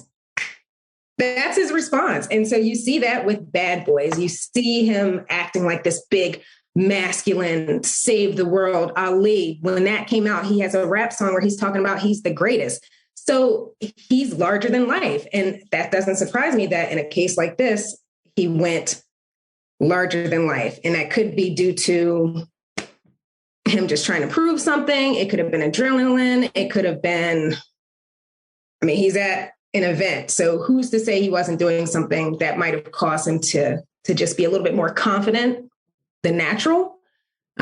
So there's just so many pieces to talk about in this situation. And it just makes people like, oh, everyone has to have a take, it seems like. And then you have those folks like we spoke about earlier, where the guy was just he was apathetic to it, but had to mention that he was apathetic, which in a sense is having a take. Everybody's got a take. One of the things that I certainly want to ask you guys is a lot of what I'm seeing from Black women specifically on Twitter is protect Black women. We just got done talking about protecting Black women. That's what Will Smith did. I don't think I'll ask you guys, but I don't think that's what we're talking about when we talk about protecting Black women. I think a lot of that was in reaction last week to Judge Ketanji Brown Jackson, and it was a completely different situation, context, and person. This was a man, quote, protecting his wife. And obviously the other side of that, as a lot of people are saying, is that was about him. That was about his ego, that she can protect herself in such a situation where a comedian is making a fairly lighthearted joke, if you assume that he didn't know that she had alopecia, which we'll get to that too. But what do you make of women, Black women specifically, saying if we're going to protect Black women, then that's exactly what Will Smith did? I'm having an issue with how he did it, right? Like anything I say this evening, at the end of the day, like, do I think he should have put his hands on him? No, I can't. But as far as protecting Black women, it triggers me, right? Because, not that I'm going to take over this episode, but my family history, like that is something that I have yearned for. And it took me a long time to figure out where I was going to get that protection. And it wasn't from the people who you would assume would protect me. So I can't look at that without having a distorted lens, because I know that if that were someone, I'm thinking of a specific person, that they would have watched me squirm in that seat and be uncomfortable or cry or what have you. And I would have to take care of it myself. So I know that from that aspect of the conversation, I'm super biased.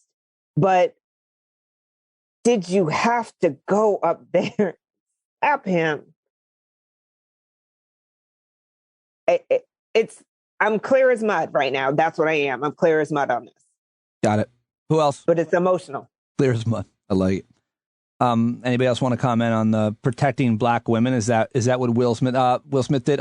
Jason Johnson tweeted, a lot of people out there telling on themselves as they try to rationalize the performance of toxic masculinity into an act of love or protection. Yeah. So in my purview, inciting violence or committing violence on somebody else is not protecting me. If there were a knife or a gun being pulled, completely different. Sure. But if someone's telling a joke and I don't like the joke, I just don't like the joke. And if I felt like the joke went way too far, I still have my mouth to combat that situation. And I just don't think that provoking the violence is just not a good look for anybody. And when have we ever had a situation where somebody punching somebody, it ended well? You guys remember On Our Tests, the basketball player? It was 2004 where he jumped up into the stands and just did a Superman punch. Ron Artest. I thought you said you said On Our Tests. I was like, what? No, Ron Artest, aka Meta World Peace, which is interesting because he changed his name to Meta World Peace after this, which is like Will Smith going up and talking about love, where it's just this counter to the way you approached it in the first place. But he had something thrown at him in his defense first, and then dove into the audience to fight violence or to save his honor with, violence. But like you said, Vikki, to do that when somebody was just saying words to you, and then you go up and you have to slap them in the face, which is humiliating. It's not like you punched him. You slapped him. Oh, wait. So, okay. Slapping someone in the face the way he did is more humiliating than a closed fist punch, you're saying. I hadn't heard anybody make that point. Why? I mean, I see what you're saying. Why is that more humiliating? You ain't really starting a fight if you're slapping someone in the face. You were inflicting humiliation, because a lot of times you smack someone in the face, they're probably going to be shocked, right? Like, did you just slap me? Like, let me put you in your place. Yeah. It's humiliating to me. Do you recall when it's happened this season so far? I believe it was Carmelo Anthony was at a game, and he was playing an NBA game, and they were throwing racial epithets at him. Did he react violently? No. What he did was went to the appropriate individuals and said, them over there, and it was handled. Yeah. And he did it in a way that, one, it brought attention to the things that people say on a regular basis to Black athletes, but how he handled it elevated who he is as a leader in that arena. Great example. And I think that a comedian is going to tell inappropriate jokes. And there's been a number of inappropriate jokes that Chris Rock has told on a very consistent basis. And people react. You could have react in so many different ways. But again, this is on YouTube now. This is on social media. This is a meme that our Black male youth are seeing. Right. And no consequences going to come from it. I mean, Chris Rock, unlike others, did not. If this happened in a real life situation, he would have been in handcuffs. If it happened at a job, like at your office, at our offices. If it happened, well, the best example to me was if it happened at a comedy club. So that was a performance with a comedian who insulted somebody in the audience. And if the audience member then throws a glass, they got to go, much less comes on the stage. Like, you're at a comedy show. It's not. Yeah. But then what was so awkward is that he then wins an award and goes up there. Right. And but here's the more awkward part. You slap the man, you sit back down, and then you still yelling at him. Right. So not to relate the two, what you just said, Kim and Frances, when you talked about Ron Artest, I don't know if you saw the special on Netflix, how he goes back several years later and he's talking about it. And he realizes how, the overreaction to it, right? And I think we don't really know everything that's true that's being said, but I feel like that was some pent up stuff, whether it was solely because Chris Rock made jokes beforehand, or maybe it was the pressure of everything. Maybe, getting to the place where he was about to win an Oscar freaked him out. Whatever it may be, like Chris Rock got slapped for like 15 other people. Well, somebody said too, and I think this is generally true of when we have these kinds of emotional outbursts, much less violent outbursts, like that was, I mean, much less in your marriage. That was something more than Chris Rock. That had to do with Will Smith's maybe childhood issues or insecurities or whether it might be. And whoever was going to say that, he was going to react that way. And probably, I saw someone writing that today. He said he felt like he didn't protect his mother. He felt like a punk. Right. When in his book. Right. When he was growing up, he felt, so he's got this complex of needing to protect. But is that the necessary answer? No. You're a grown ass man and you have a lot of money. There's resources for that a lot of people do not have access to. So I understand past trauma. We all have to deal with that and figure that out in our work. But here's the thing that he has that I don't have: access to the best. And so if that was something that he felt free to talk about on his wife's show, to talk about in his memoir, then that means he's been working on himself. But it's clearly he hasn't. Yeah. It's just for show, like going back to what Frances said earlier about performance. You know who else has been working on himself his whole career is Chris Rock. I mean, Chris Rock got divorced after being married for a long time. And then in his first comedy special after the divorce, he talked all about it. And in that special, he blames himself a lot for the divorce. He makes fun of himself. He makes fun of men. Chris Rock is a very enlightened, intelligent, thoughtful guy. And I don't want to say there's two types of men, but there's some that are more aggressive and there's some that are more peaceful in a way. And it's like the idea that he didn't immediately, take a swing back or become violent or react with violence. Like he backed down. He's like, he's basically like, all right, I won't say anymore. Like, relax. I just feel like Chris Rock isn't getting nearly enough credit for being such a great guy, which is, by the way, his reputation in every circle he's been in, which is not necessarily Will Smith's. So he's 57 too. Meaning, yeah, he's 57. Yeah, he's an older gentleman. We don't crack. Yeah, that's dope. Wait. I'm sorry, Rock or Will Smith? Chris Rock is. Okay. Chris Rock is. And he's smaller. And in stature, he's a smaller man. And the one thing I really, really hate is a bully. I hate a bigger guy picking on a smaller guy, because you can walk up to that guy and slap him and then turn around with this smug look on your face. And this is what infuriated me. When he turned around, it was that look on his face like I showed him. And that broke my heart just for everything that was going on with the Academy, how great the show up to that point had been. It had been funny. It had been, there had been some historic wins.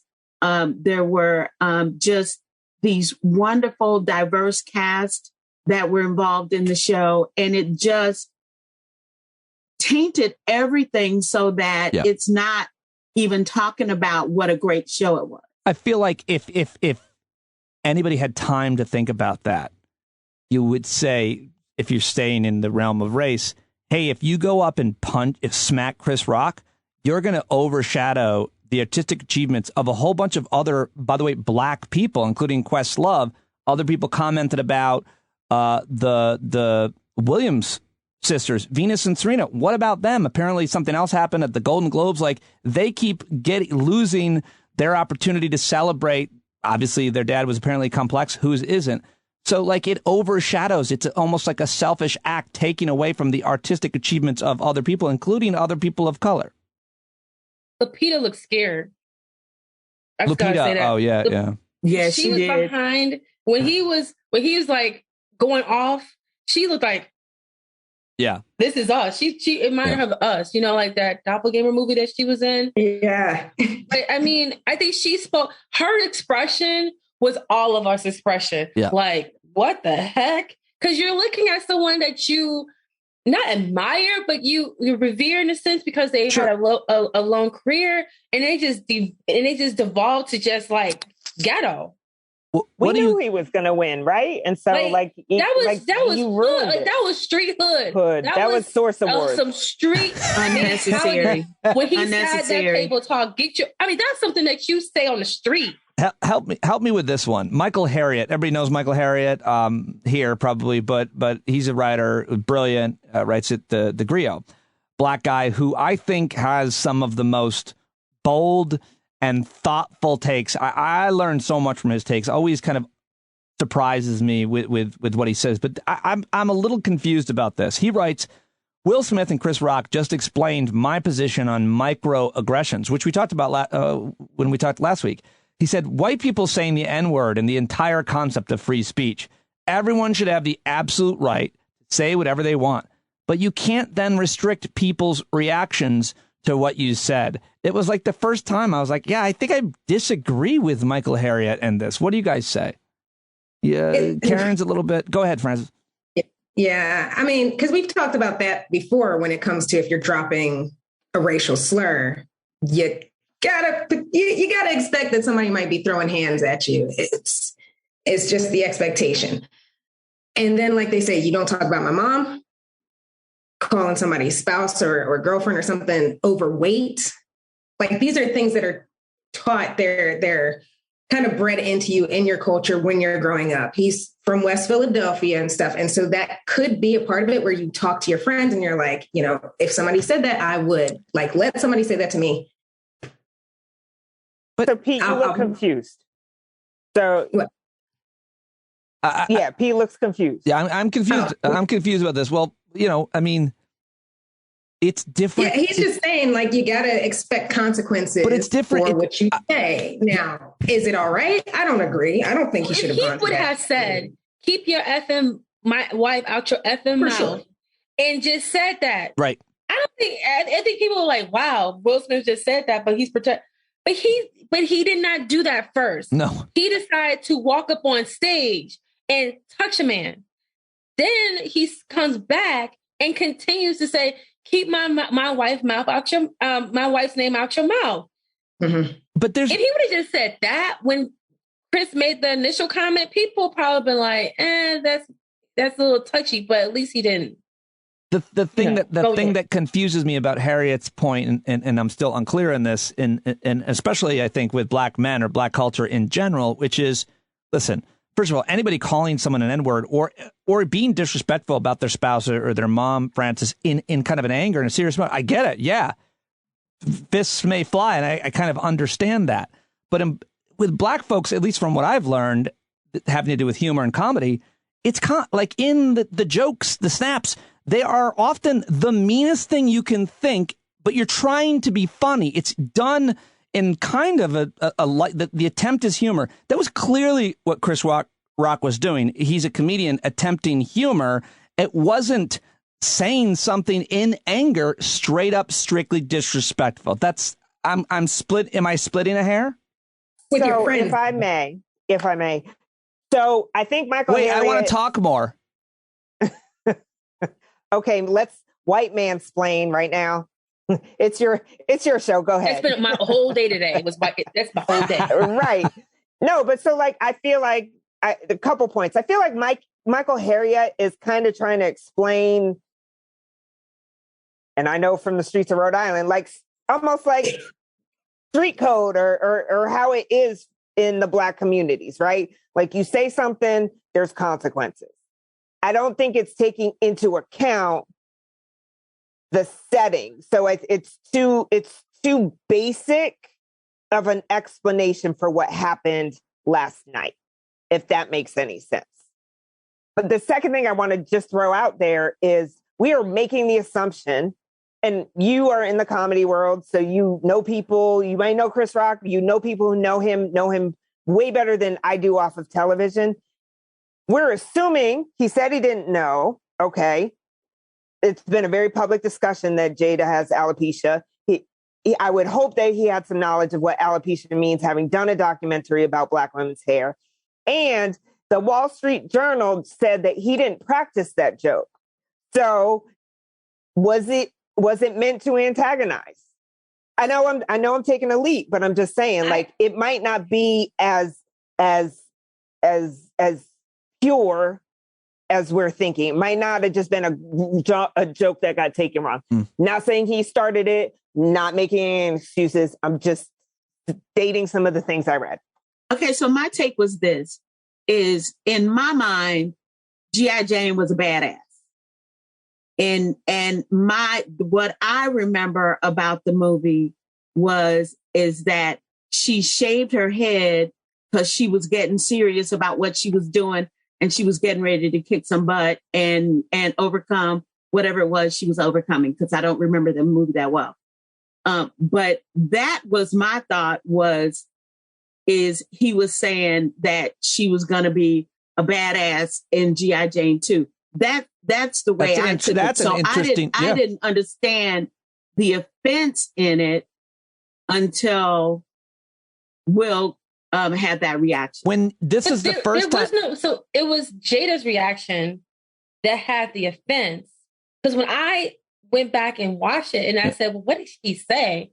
And then I totally get how he riffed. She has on a beautiful green outfit. Her head is shaved. And it was a riff, right? And you could tell he probably just said it out of the moment, just looking at her appearance.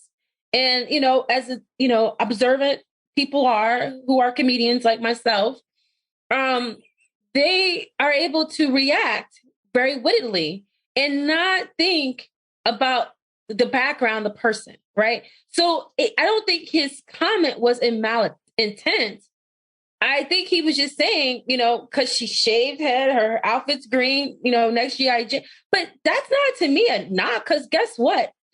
Demi Moore, when she was G.I. Jane, no one said that Demi Moore looked ugly and she was offensive and she was butch. They just said, the woman can rock a bald head. And honest to goodness, looking at Jada, I thought she looked stunning.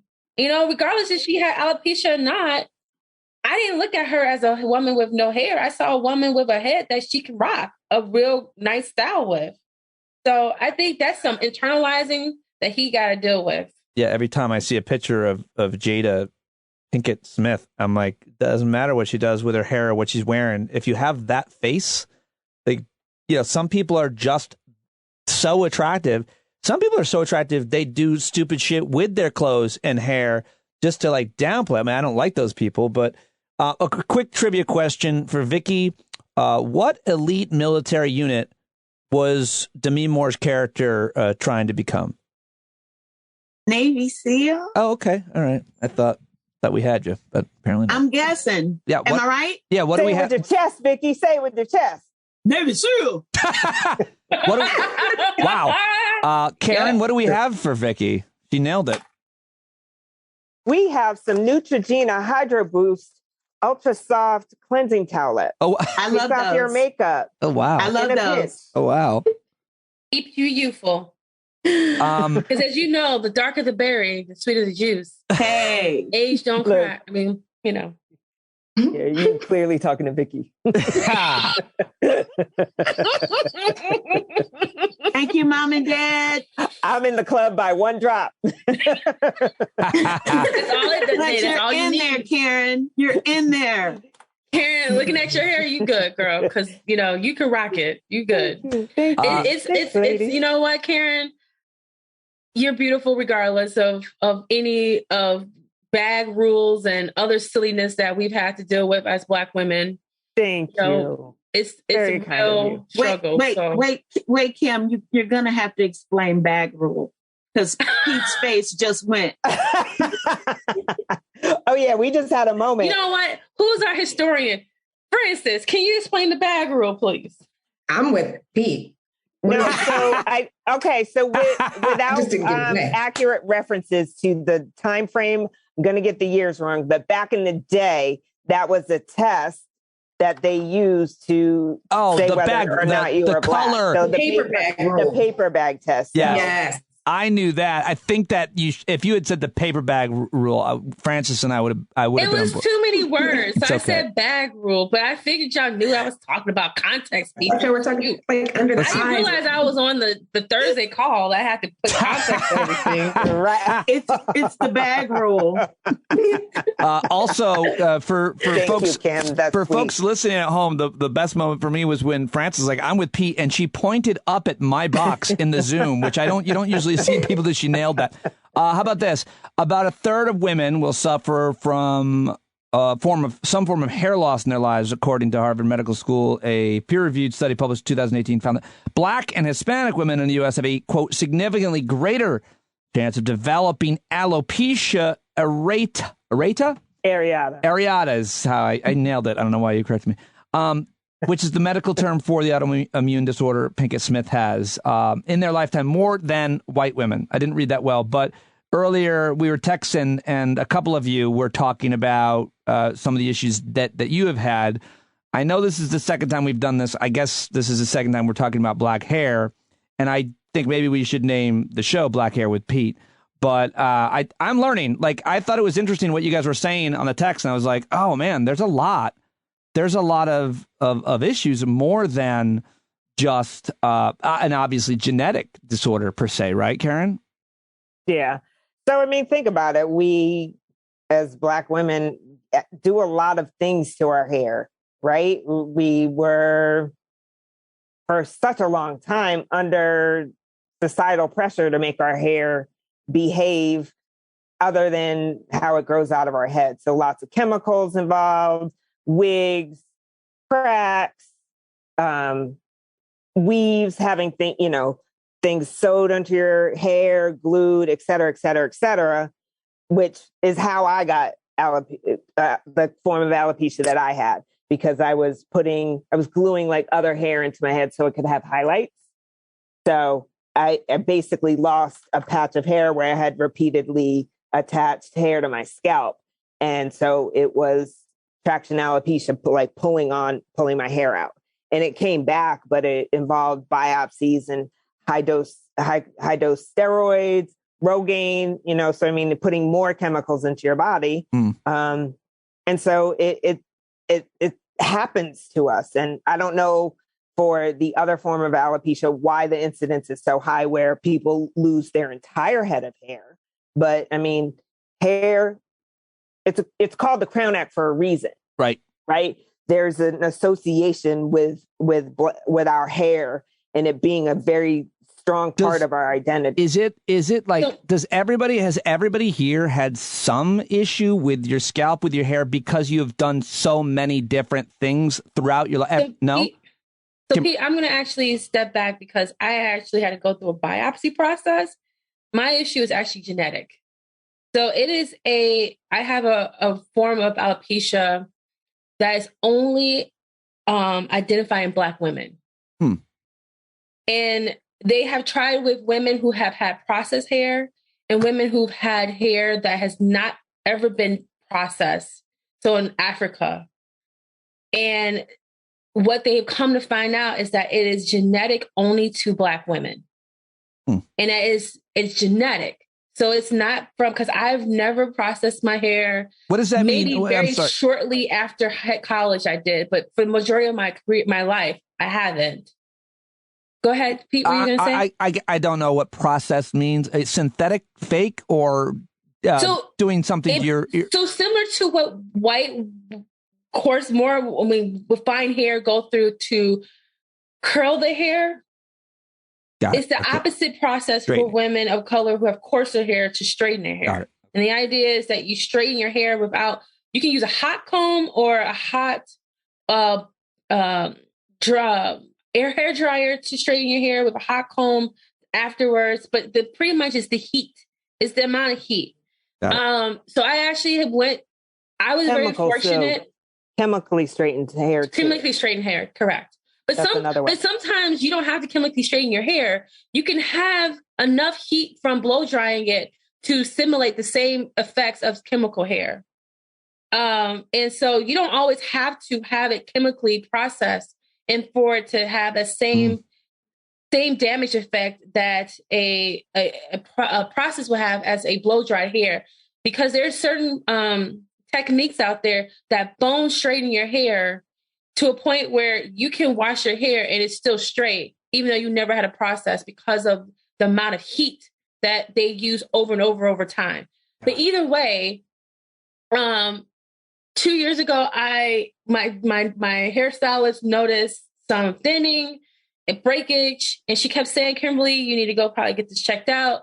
I kind of dismissed it a little bit. I was like, "Oh, just don't try something different with my hair." And it wasn't until this 2021 that I finally went to a dermatologist. And I'm going to be clear, a Black female dermatologist for a reason.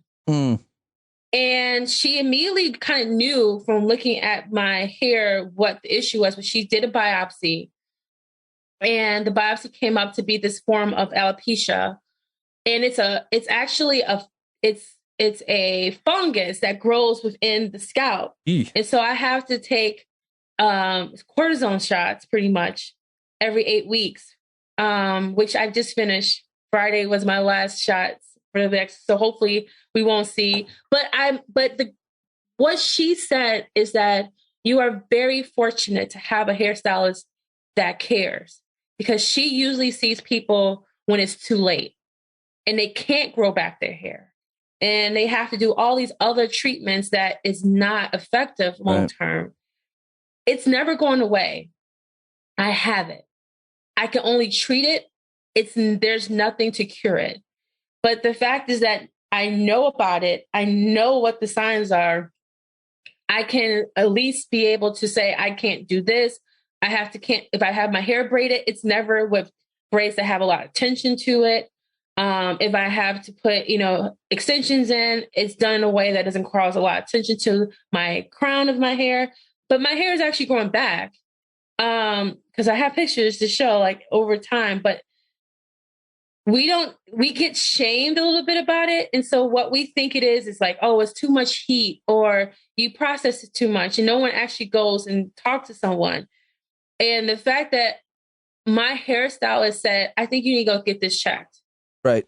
What do you guys are, Frances and Vikki, both shaking their head on the shame comment. Is that? Yeah. So, your hair is so important in framing the way you look. And if you are lucky enough to have a beautiful shaped head, which, thank God some of us do. I had my hair processed or relaxer, and I was allergic. I ended up being allergic to the relaxer, and I lost all of my hair. Oh, I mean, I woke up in the morning and there were just clumps of hair on my pillow. Oh, and this has happened to me not once, but twice. And one of it was from another product that they advertised that was on the, it was an infomercial with Debbie Allen. And that remember, shampoo? She said it's that one that you could eat. It's natural and you could eat it. Yes. Went completely bald from that. Did you write Debbie a letter? I did. Dear I did not, but I was part of the lawsuit. So there was a class action lawsuit. Nice. Oh, wow. And I got a check for a whole $156. Oh, well, you know, you can't even buy a good wig for that. I was going to say that's a quality wig. You know what's so funny is that the shampoos that says there's no that, it's all free. My hairstylist said with my hair, she's like, you can't use those products because she's like, your hair requires those types of things in it because you got to get to the scalp. You got to cleanse the scalp. And so certain things that work for certain type of hair textures don't work for all. You got to talk to, and I tell people all the time, like, going to a professional who went to school, who has a cosmetology degree, if they're good at what they do, hair care is important to them, not hairstyle. And so I'm very fortunate that I had a hairstylist who cared about my hair and not just about making it look cute. This is probably for a longer conversation, but I know you mentioned this earlier in the text and you said it again. Thank God I had a black female dermatologist. I've talked about this over the years with a lot of women of color. Trying to think of Anousheh has written a whole book about women's health care, women of color. And how important is it? My question is, how important is it to have a black female doctor? Is that something that you all look for? Or black doctor, a black female? Does gender and ethnicity matter, Frances? I mean, in a perfect world, of course, I would love to have a black doctor, female doctor, but based on where you live, based on statistics, it's really difficult to get that. I can barely even get a doctor here, just general practitioner, within the next month or two. So for me, it's like you take what you can get. But I mean, I've had an issue. And the reason why I took care of it was because of Eve. The performer Eve was on with Tamara Braxton, her TV show, and she was speaking about some issue that she had in her reproductive system. And Eve was like, I was screaming out, I needed help. And my doctor was not giving it to me. And I was like, what she's saying is hitting pretty close to home. And she's like, I had to go. And I said, screw you to this doctor, and forced it, went to another person. And so because of Eve, because of a celebrity. Yeah, Eve on the Tamron Hall show talking about fibroids. Yep. Yeah. Tamron Hall. So I have sleep apnea and insomnia.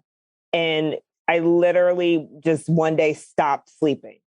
And I mean, it was all kinds of all of the aspects of insomnia, not being able to fall asleep, staying asleep, or waking too early, all of it. But the bottom line was I literally did not sleep well for 2 years, 8 months. Oh. And I mean, when they talk about healthcare disparities, I am blessed and fortunate to have what we would all call good insurance.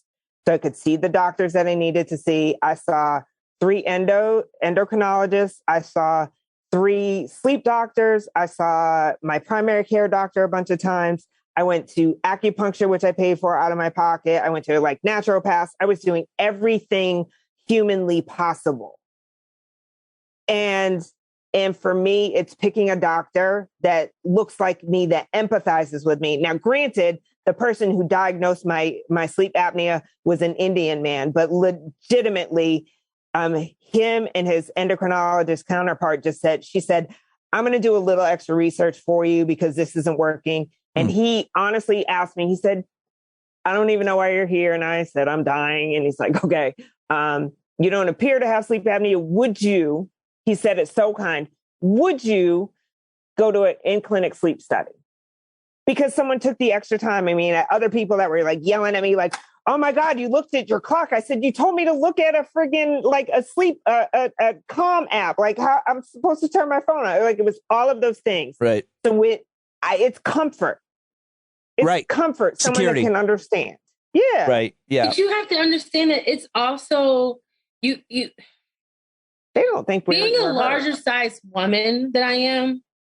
I think that also too. Okay, I know you don't realize that, but I'm in the larger body. But anyway, that too plays a part because sometimes doctors tell you, oh, just lose weight.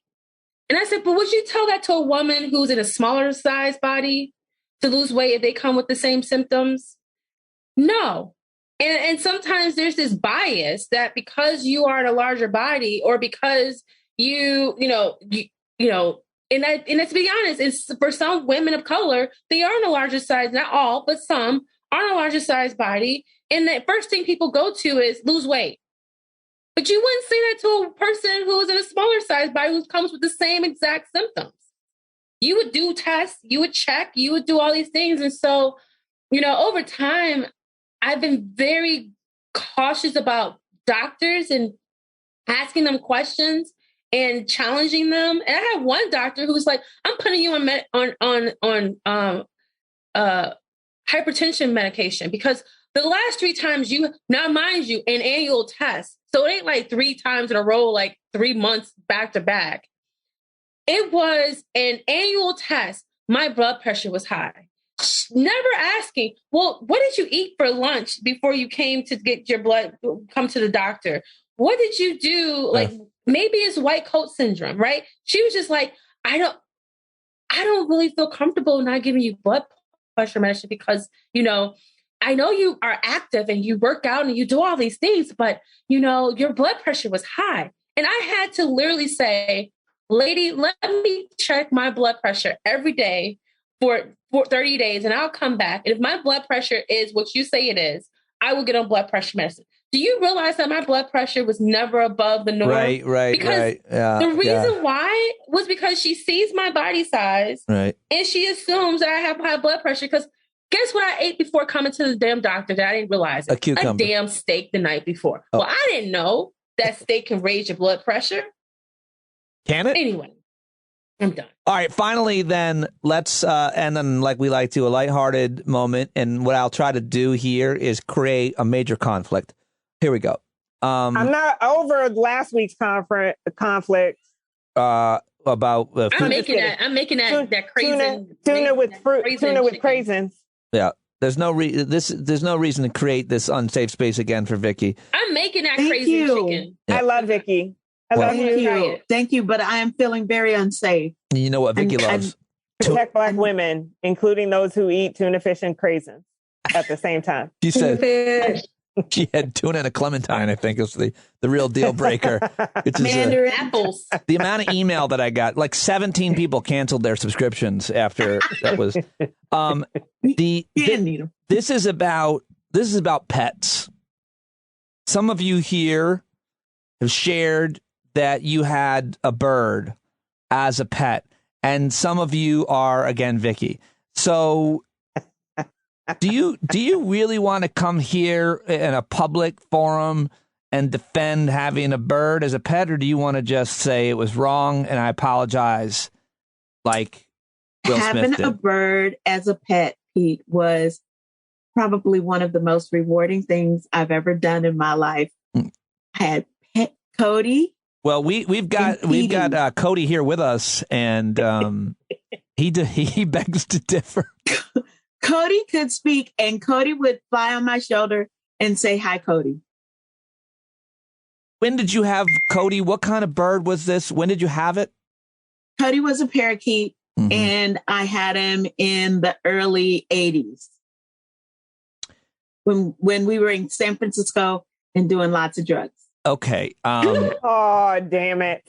I guess that adds a whole Are we layer sure we actually had a bird? Right. Was there really a bird? Rooms. I had a bird. And he was great. Was it a pigeon from outside? It wasn't parakeet at all. Vikki's trying to tell us it was a parakeet, but it was just it was just a San Francisco pigeon. It was a beautiful parakeet. He was blue. He's periwinkle blue. He was gorgeous. What happened? And when I woke up, he was in his cage with his feet up like this. Dead. You sure he went high? Right. He was dead. Smoking that. He didn't asphyxiate. But he went out on top. Went out on top. It can't be. You know what? It can't be no worse than my colleague, literally feeding squirrels and chipmunks from her hands. No. So I mean, nope. Well, peacocks. What did you? What's the weirdest pet you've ever had or have, Kim? I've never had a pet. Well, that's weird. Let's move on. Let's move on. But you just got a dog, Pete. You never had a pet either. I did too. I had cats growing up. I had a cat my whole life, 2 different cats. And did you have a cat, or there was a cat outside? No, we had cats. Shabella. Was it your cat, Pete? It was our. Come yes. on. My What dad kind was of a name is cat. Shabella? My dad was a cat person. Okay, liberate your truth. You understand? In my family, so there's a thing. I can't speak to all Black families, but pets never stayed in the house until recently.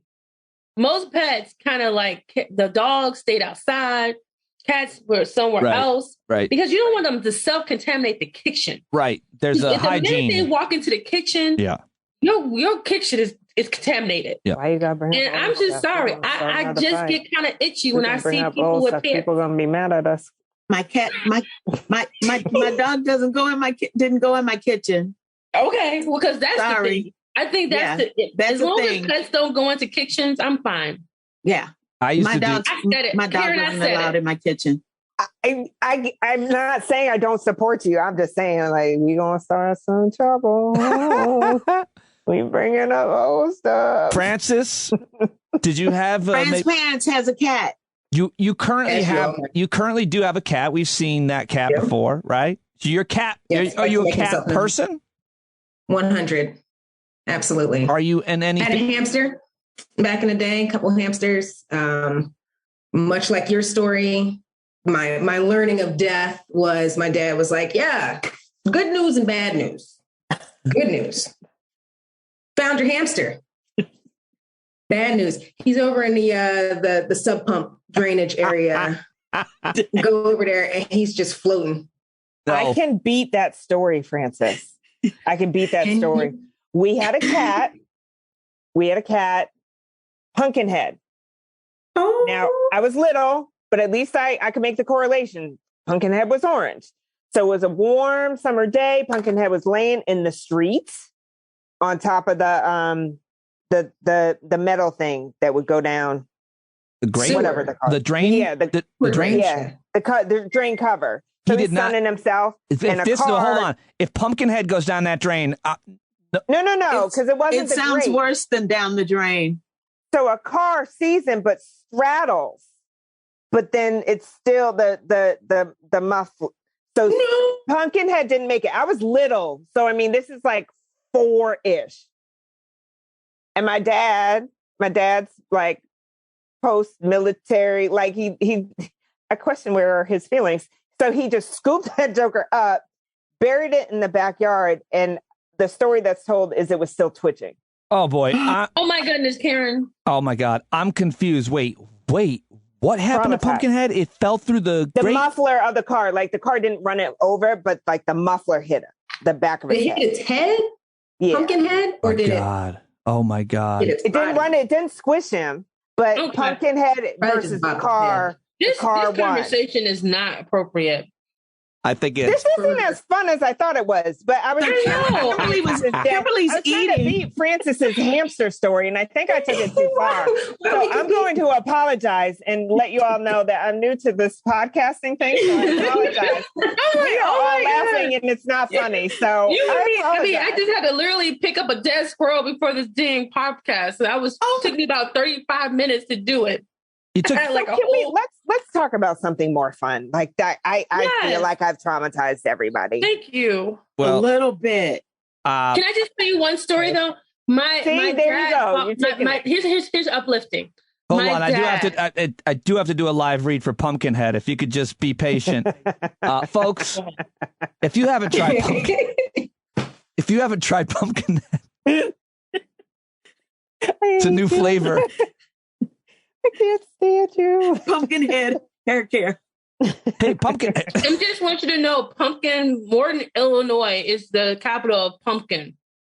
Oh wow! They do all the pumpkin stuff that goes in cans. Always bringing it back to Illinois.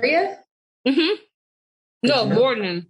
All right. Well, Morton. Listen, I think that was a great topic, and I appreciate everybody being vulnerable and liberating. I didn't tell my story about uplifting animal story. That was it. Yeah, my uplifting. Can I just tell you my uplifting? I'll be quick. I know I'm long-winded, but go ahead. So when I went to college, my dad bought my mom a dog. Okay. Because you went to college? Right, to keep her company.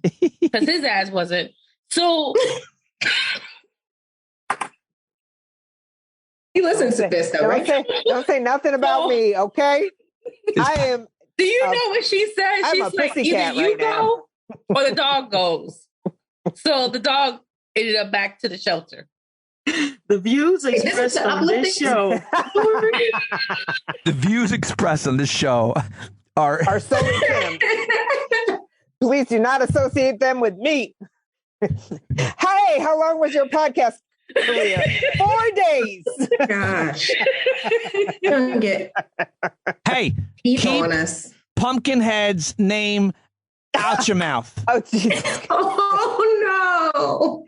Should we make show titles? That could be the show title, like how Pod Save America does. It's exactly what I was thinking. I feel like this podcast has gone to the shit.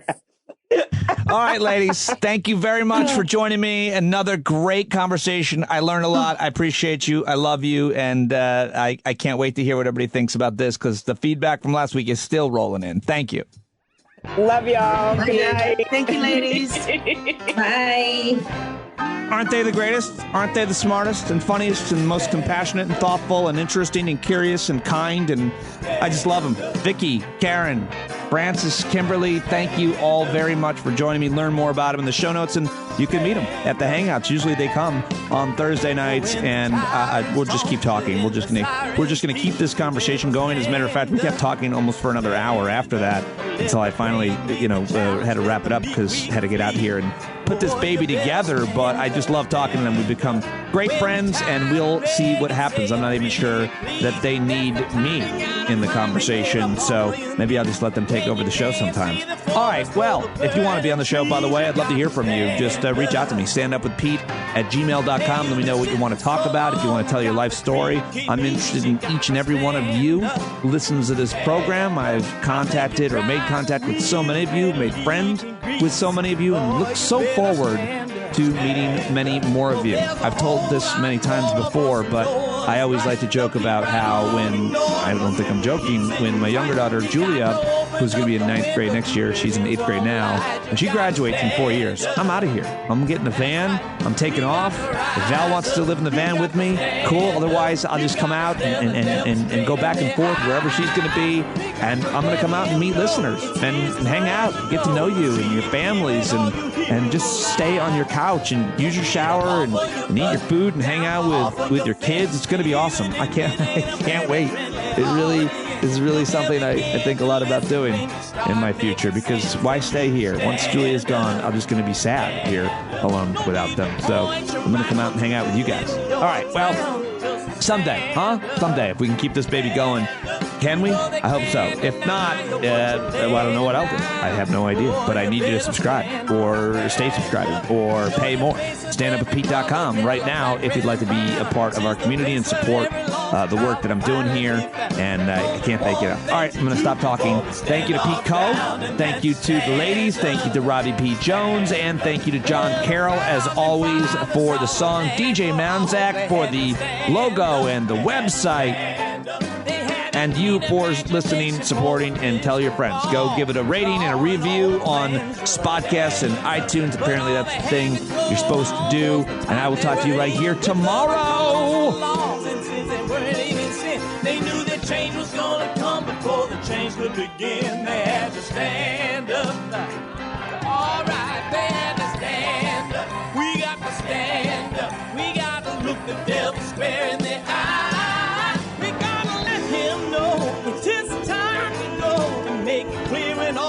It's a lie. Why you lying awake wondering where the money all went? It'll be the cost of freedom that'll go unspent. You can see him flee the scene of that experiment if you stand up. All right. reach up and raise your voice in every way you know how. Don't be toes up, you got to show up. Ain't no better time to do it but now. No need to pledge allegiance to no wanton tribe. Rise up and show obedience to the voice inside. And listen well and it'll tell you not to run and hide. It says stand up. Stand up. Got to stand up. Ooh, come on, just stand up. Everybody got to stand up in the darkest hour. Stand up. People got the power. Stand up. Come on, come on, come on. Come on, come on, come on. Come on, come on, come on. Stand